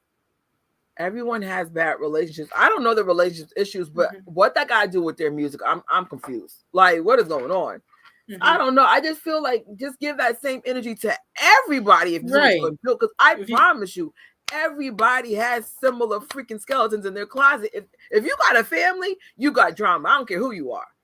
So it's like, so we're not gonna focus on the music? Like, what am I missing right now? Because y'all don't do this with nobody else. I don't understand it. With everyone else that's different, you only do that to them. And it's just weird. And they're from what I know, they're the only black family like that. But I was like, I can't even think of another black family. Like, none. Yeah. Zero. I'm like, I really thought about it. Nope. They do them so dirty. And it's like, I don't get it. Like, they didn't do nothing to y'all. They did not do nothing to y'all. I felt like they lost the most. I felt like they lost their childhood. Yeah. And then, of course, we learned in Janet's documentary, like, all the racism and all the problems they got when they got to Cali. I didn't know about that until I saw that documentary. I had no idea. There's this live with Taj. I may have told you about it. Taj is talking with Toya and Siggy. And they were just telling stories about what it was like being in Encino. And literally one time, I think the brothers, at the time, Taj and Siggy and them were kids, but like the brothers, their dads, I think I don't know if they were out golfing or something. It basically ended with them the brothers having to take their golf clubs. I don't know what happened. It might have been a fight. Something racist was going on and they were being targeted. And then I believe Dee Dee and one of the other wives took the kids and they went to like the fire department or the police department and they didn't take them seriously. It's like people don't believe. I don't know why people don't believe the Jacksons went through stuff. They literally, the Jackson 5 got their start during treacherous times. Treacherous times. I don't. And then on top of that, they had the strict upbringing, all that discipline. Even though it made them who they are, that's still a form of trauma. That it's like I don't know. Like hopefully me, you, MJ Fangirl, Moonwalking Kingdom, any YouTubers that want to support us, the people in the chat, like get the truth out. And again, it's not saying they're perfect. That's not what this is about. It's just focus on their career and what they contribute. And that's it. This is not like, well, no. Focus on the music and the artistry. That's it. Yeah. Focus and really look at that's a lot. That's like their whole childhood. Especially Randy, Michael, Janet, Marlon. Those they were all like kids and all that stuff popped off. There's no childhood in that. I think really the only ones who really were like old enough or like older was Jackie and Tito. Right, to have any like quote unquote normal life before the fame, right? And Rebe, but Rebe started her but like she left. career. She was like, "I'm gonna do an album. I'm out." They'll be like, "Bye bye." Yeah, it's sad. Like, and I know people gonna talk about Joe and stuff like that, and not every parent is perfect, and I'm not gonna like use that as an excuse to excuse some of the choices he made. But yeah, I mean, they went through stuff. They dealt with stuff. And that's why I think they deserve the flowers even more. Yeah. Because you never saw that pain on that stage.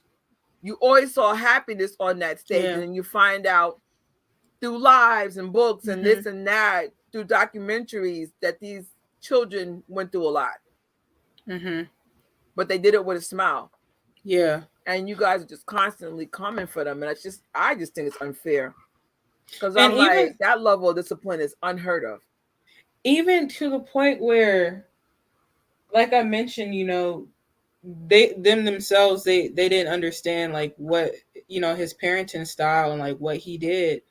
And even though they didn't agree with it and it bugged them, I know for a fact Janet and Michael have publicly said they forgave him.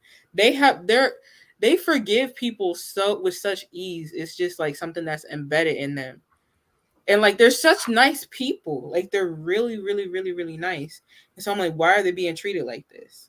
Right, because this is what I remember. I was saying like on social media we always show one side, the good side. I think that's why I like all the Jacksons are nice. But Prince stands out because I think about Prince losing his dad, then all of a sudden went from the kids that are hitting to publicly out. Then they live with Catherine. Then they live with TJ. Then they're on their own. Then they got all this drama, people attacking their dads, right? People attacking them. And in spite of all this crap they still be nice. That takes real strength. Yes. That's real strength. Because I'd be like, wait, what? And that's what I'm like, oh my God. I think it's really hard to be nice, especially when people are not nice to you. People are not nice to them and they're still nice. Yeah. And if they ever did snap at somebody, if somebody ever tried them and they defended themselves, it's they're they want to twist it. Oh, they're being hostile. So it's like they have to navigate a certain way, and they're still so nice. And I'm just like, most celebrities are not nice. That's why I don't really interact with them. I'm like, we live in New York. It's an unspoken rule when you see a celebrity, leave them alone. Because that's how unnice they are. Most celebrities. So that's what I was like. I remember I mentioned in one of the lives I met Rihanna twice. Notice I don't have a picture with her. She wasn't being mean or nothing, but I just didn't want to put myself out there. I saw her one time in Bloomingdale shopping and another time in Macy's shopping. And I just said, I don't feel like being rejected today. I just don't. I mean, the second time she saw me, she smiled at me, but it was just like, nah, I'm still not going to do it. Like, yeah. It's just this weird, unspoken energy. Leave me alone. So I just usually don't bother people. I'm like, I really have to like you for me to bother you. I'm like, it's worth it. I'm going to maybe get rejected. But Jacksons, they've always been really nice to me. Really nice. And they never know who I am. Like sometimes I'll do something and then I'll get back home and then somebody goes, you just should have said what you do. And I'm like, no, I want to experience something like a normal person so I could be honest with feedback. So it was one of the things I did. Somebody reached out to me. They said, you should have just said who you were because they wouldn't let me have my camera. And I'm like, that wouldn't be honest. If you want no cameras, no cameras. Right. I'm not going to be like, well, I do a vlog. No cameras, no cameras. And he goes, oh, well, next time, just no problem. That was the rules. That's it. So, I don't know. I mean, this was even started this whole thing. If they would just give Michael his flowers and say, hey, your Super Bowl was #1, we wouldn't even have to do this right. Like, what are we doing, bro? Right. But of course, the blueprint to this. There really wouldn't be anything like their favorite artist wouldn't probably have a Super Bowl performance if it wasn't for him. Exactly. I'm like, could you imagine you're the reason for something being great, and they're like, oh no, you're number 10 because the crowd was drowning out your sound, and you had a message, and we didn't want. Like, what? That wasn't even a good reason. I'm over it.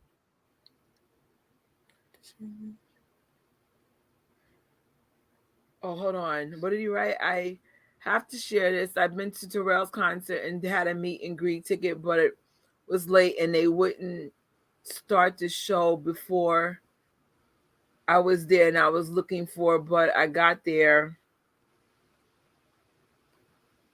I went to my seat because didn't want to delay the show further.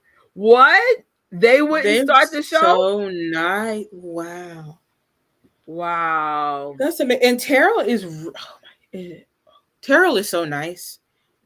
If you do a Terrell talk, if y'all haven't, like if y'all really want to, that was technically the first Jackson I met, but when I was like, when I was talking to him, he was talking to my brother. It was just casual conversation, like, oh, what's your favorite show? Like, oh, what have you been up to? Like, how's life? It was amazing. Man, they're cool people. They're cool. And I wish people would say, hey, other celebrities, like, especially if you interact with other celebrities, other celebrities are not that nice. Like, the worst celebrities, surprisingly, are reality stars to me. They got the biggest egos, and I'd be like, why? Make it make sense. But, I don't know. It's like, I'm sure they have bad days, and I'm sure people got some stories here and there. But just for 13 years, I've been covering that family. I'm telling you, like, sometimes I don't even know I'm around. The stuff I be seeing is just nothing but love for the fans. Yeah. Like, the best thing I've ever seen the Jacksons do, I remember we had the paid meet and greet. After we did the paid meet and greet, you know me, I'm always looking around with the camera. All the brothers, they came across the fence. They took pictures with people for the people who couldn't afford the meet and greets. Oh, if I find that footage, I'll share it with y'all. But I was in disbelief. I was just like, you know what you should do? Video idea. If you find the footage, do like, maybe if it's not like necessarily a full vlog, or even if you want to take a highlight from a vlog, do a compilation of your favorite Jackson family moments, like experiences. That would be so cool. No, I thought about it, but it's hard. like off the hand, like my favorite. See, I hate to say a favorite because they were all good, but I would say, or your highlights, or some that, or memorable moments. Offhand, it's probably Prince, Rebe, and LaToya. Oh my god, your Rebe vlog, I loved it. It's what y'all didn't see is what I want to share. Oh, and I do have the footage. I was just like, it just comes to show you how she stood and spoke to us for 20 minutes. I remember after the show, she was just lingering around. Like, I remember seeing that. I was like, that is so cool. Like, she was trying to get that blanket from me, and I'm like, nah, not the blanket. She was trying to take it from you? Yeah, because it was hard to get that blanket made because there was a copyright issue with it. So I was like, bro, that blanket was hard. And she was like, I really like your blanket.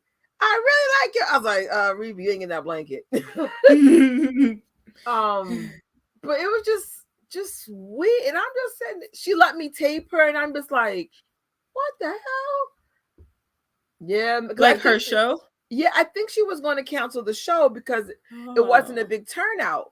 And her manager comes out and he goes, "Are you from New York?" For some reason, everyone knew I was from New York. I think I was in North Carolina or South. It could have been all the black. I don't know. I had all black on or something. Your accent. No, but even when I was close, they just knew I wasn't from there. Oh. So I was like, yeah, I'm from New York. He goes, "You came all the way from New York?" I said, "Yeah." He goes, "You know what? We're gonna have a great show." And that kind of gave me the indication that the show was gonna get canceled. Because it wasn't a big turnout. So when we get there, she puts on this great show. Oh, and then when we come out, she talks to us for like a good 30-40 minutes. And I'm like, she didn't have to do that. She could have easily canceled that show. And stuff like that, the way people, it's sad that she was going to probably cancel it because of that. But I think people don't realize that us being there and them seeing us come out so far for them and do this stuff for them, it pushes them to do more. Like, I did my tarot video about his the first song he recently released, We Got Us. And I was like, talking about it or whatever. Literally, I talk so much. That was like a 3-minute song, and I made it into a 17-minute longer. I'm not. It's crazy. But yes, I was like, whoa, I really was just like rambling and talking too much. But I was just like, this is amazing. Like, I felt like it was an important thing. I'm like, yo, Tarot got a song. I was like, I can talk about it. Like, it's so cool. Like, I can finally share with the world, like, my love for his music and stuff like that. And then I'm not sure if it was somebody who helped him work on his music or like his producer, but he was like, yeah, I just want to let you know, like, this really, motivates him when people appreciate his music and stuff like that. I'm like they really appreciate us, and like when we come out and support them, that pushes them.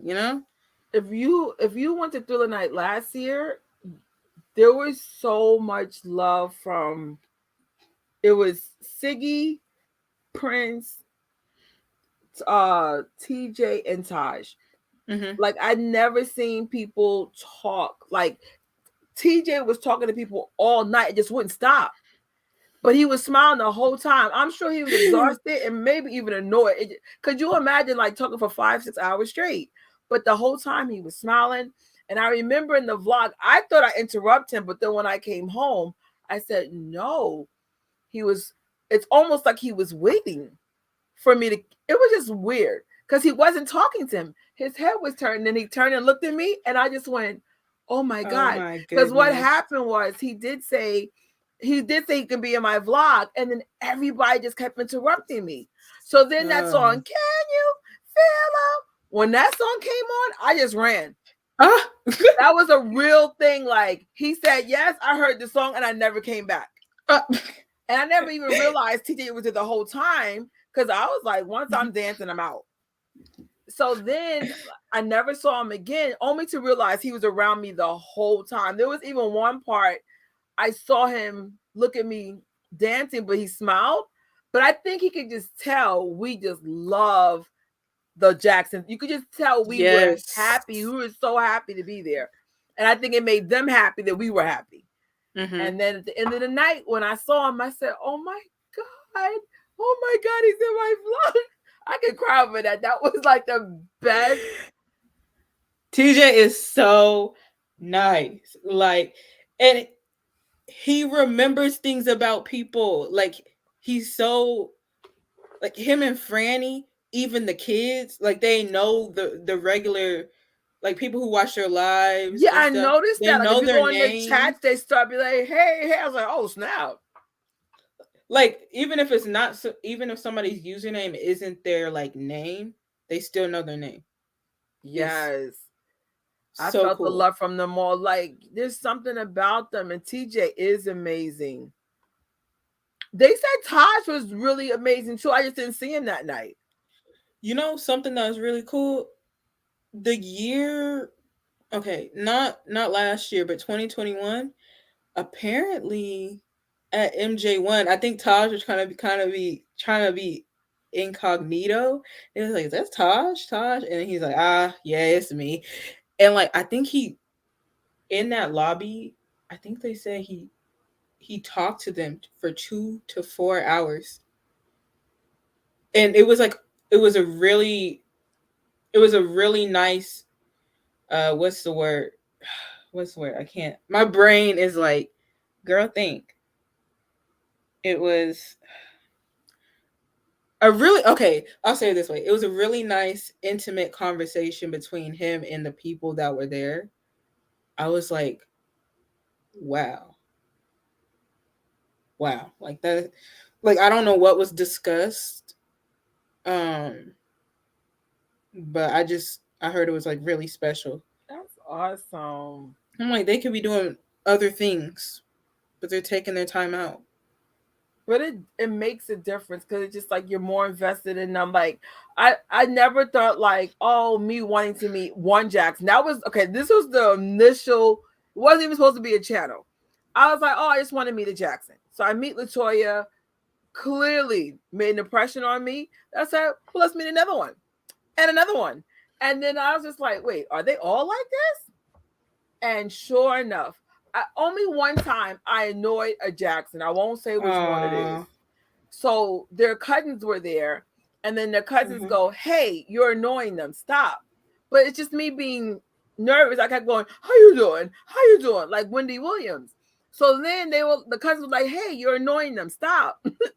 So that was the only time. But it's not like they had to be rude. It was just more like the cousins got it. They were like, make her stop. But that's the only thing I know, like offhand. They were like, someone make that girl stop that. I kept going, how you doing? Wendy Williams, Lord. I'm just nervous and just being dorky. But they're like, but I never had like one of them tell me like, they were like, no, get the cousin to do it. I met a lot of their cousins though. Oh my God. Because it never fails. If you do a meet and greet, sometimes you'll meet their family too, I guess from Gary or other parts. And then, you know, those. Why was I thinking? Oh my goodness, my brain. Why was I thinking one of the younger generation told you to stop? I'm thinking. Which one? I was thinking you were talking about like when one of them came up to you and was like, "Oh, hey, you're annoying them." No, it was definitely like the Gary cousin. Like cousins like from Gary or something. Yeah, they don't mess. It definitely wasn't famous Jacksons. It was like family from Gary or something. But it was funny because they were like, and then the lady goes, "Can't you see you're annoying him?" I was on the floor. But that was like my early days of this, like my year 3 or something. I've gotten much better. I would say the worst thing I think I did was Taj jumping on him. That was a mess. But at least he was good about it. But I'm personally not, because I was just like, that could have led to like the house getting shut down. You know what I'm saying? You gotta be careful what you do. That was probably the worst thing I did to any celebrity was Taj. But I just got excited. Like before there was Chris Brown, there was 3C. That was but it was just 3 of them. And I'm like, oh my, and they're stunning, bro. Like there's no picture. Like Taj, oh my God. Like there's no picture. There's no Y'all got nice teeth. they look like freaking oh, like, I was like, what? Because Taj got his braids so it kind of hides his face. But I'm like, when I had him the braids, I said, oh my God, you're so pretty. It's just pretty. Like pretty men that just mwah. And they're just so sweet. She said Tosh bought them coffee at Starbucks when they were there. Oh my God. That is so cool. Wait, I think I remember hearing that story. Ugh.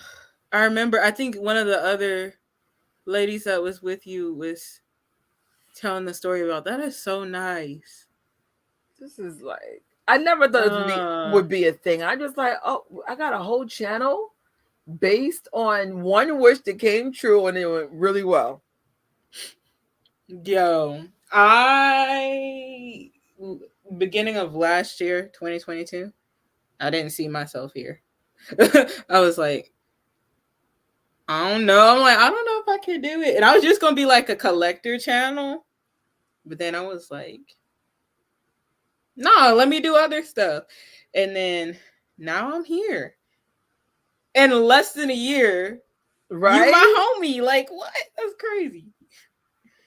It was meant to be, because anybody can tell you I can't say I'm not friendly, but I'm complicated. And I say it because I'm telling you, if you see the other side of me, you'd be like, oh my God, like either I'm too chatty or real quiet. There's nothing in between. Me. Me. And so then people be like, oh, she's mean, or she's just sometime mean. I'm like, no, that's just how I am. Like, yeah. And people learn the hard way, like, oh no, she's serious. Like, when I get quiet, I get quiet. Like, and then for some reason it pisses people off. What's wrong? Nothing. I'm just being quiet. Like, so you pick, like, I don't know, it was just a good vibe, and I'm telling you, everything lined up. Yeah. It lined up. It was crazy. You did, because I promise you that's not my normal. Like, I might say hi, but I was like, no, we were hanging out. We were in each other's videos. That is so coul. And I remember in some of my footage, I kept going, it's Invincible Jackson. I was being really dorky that day. No, that's so cool, though. It was so cool. I was just like, oh my God, like, she's here? I was so shocked. Like, I think I saw your hair first, because you have like blue hair. Mm-hmm. And then I might have saw like the camera. I was like, no way. I'm disrupting the whole line. Like, oh my God, it's you. I don't know how this trip started. It definitely was. Most of these trips are never my idea. It's either Honey or Rocky, and sometimes MJ Fangirl. And so they always make me come out of my little cave. And I remember I was just like, I'm not going. This doesn't make any sense. I don't got any money. So then Shelly was like, my friend lives in Vegas. We'll stay in her house for one day to save money. And then we'll go to Walmart for food. So they found a way so I can get down there and I use my points. Because I was like, I ain't got no money. I remember last year was so financially. And I knew I was broke because I had an old wig on. And like everything was old, like my jacket, everything was old, Target jeans. Like I just had no money. And I just like, well, F it, just go down there and just make the best of the situation. Because I was like, oh, it's not about how you look. Just go down there. Like, and it worked out. It really did. I'm glad you went. So do I. I don't even think it would even be this conversation right now. Yeah. Because I was watching your channel though. Because I remember you had a viral video. It was about the font. Was it the font? The Thriller video? Yeah, I think one of those. That's how I found you through this. I was I wasn't ranting. I was just like expressing your concern. I was like, what is this? What is this? You was expressing your concern. It was like a last minute thing, and I don't even know how I did. I'll be honest, that font probably was the biggest issue last year. I've never seen. That font would be equivalent to the Billboard and Rolling Stones. That's how big the font got. Yo, and then they commissioned Nate Giorgio. And he came up with a font. It incorporated Michael performing, had a microphone. I think he might have been doing the toe stand. It had 40. It was in gold. Why didn't they go with it? I'm like, y'all, what are y'all doing? This is like what makes Michael Jackson interesting. Mm-hmm. Michael Jackson has a gift of hiring people that can execute the stuff in his head. Mm-hmm. I don't know why that Thriller font cursive is perfect, but it's perfect. It is. I can't find it anywhere. I need that font. I found it in Canva. Remember you were a special guest and I had your name. Look at it, kind of looks like that font. Oh my goodness, because I was trying to see if I could look it up. Hold on. Because I didn't erase the thumbnail, so that means it's still there. I did my... It's not exact, but it's close. I know for the... What did I do for the... So I know... Okay, so what I was looking for was for... Oh my goodness, I can't even remember what I was looking... Because I was making a graphic. I wanted to make a graphic or something for Thriller's 40th anniversary. And I was like... It was my post where I listed all the like the record-breaking facts or like why the album was so like huge or like the awards it received or something like that. And I was like, I need that font for it. And I didn't end up using it. And then I wanted to use it for my own version of the Thriller 40 cover. It's called What's it called? Jimmy's Script. Jimmy's Script? Yeah, just do it in bold. It gives it more of a Thriller look in Canva. Okay. That's how I remember. That's how I made the thumbnail. Okay. Just for future reference. Oh no, my goodness. No, that's important to know because it's not exact, but it's close enough. Yeah, there was one that it wasn't in Canva. It was like in Microsoft or something, and it looked exactly like it. And I couldn't buy it. I was like, oh my goodness. I was so sad. Story? I just realized it is 3:30 in New York and 3:30 on the live. Shout out to some of y'all. Y'all are really here. April and Michael. Wait, I can't tell how many people are in here, but who's still in here? Or how many people are still in here? It says now it says 10. It was 11, but I think it's the longest live I've ever had in my life. 10 people still watching? Which is late. If anybody's on the New York side, it is late. It is 3:30 a.m. in here. Wow. So you know what? I could end it for them, and then we can still stay here though. Yeah. Me and Tori could talk, child. Yes, that's one thing. Every time I meet another fan, it's automatically like, hey, do you want to have a conversation or you want to chat about? Literally. There's this one fan, like we would like message and stuff. First time, they said their name isn't Michael. Is it McCall? Or tell us how to pronounce it, please. Sorry. You know I be butchering some names. And then people be doing the phonics and I still be like, hey, Pill.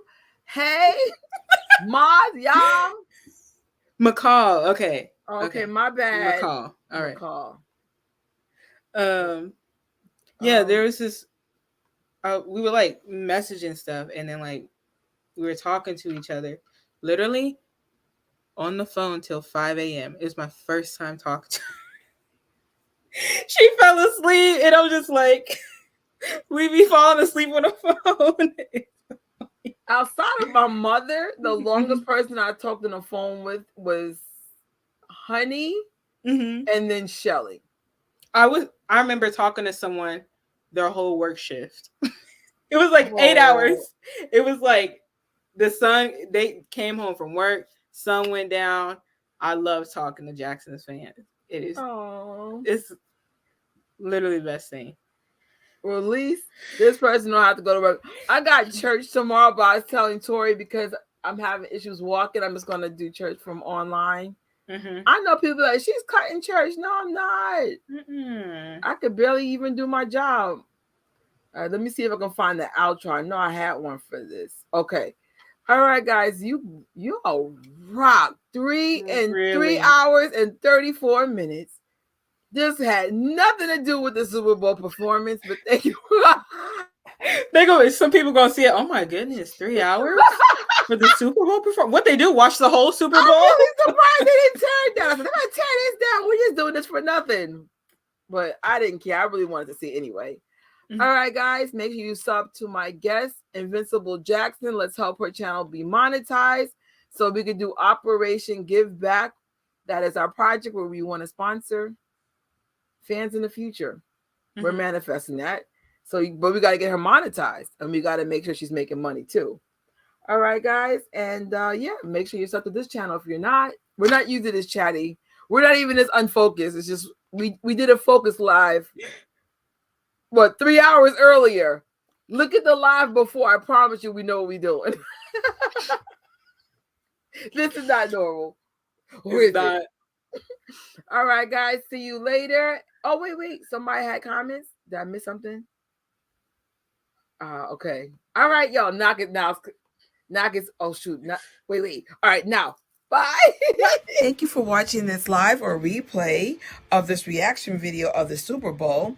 Make sure you see part 1 where I had special guests discuss a very controversial topic about Michael Jackson's ranking in the best performances. Don't forget to sub, like, and share, and I will see you guys real soon.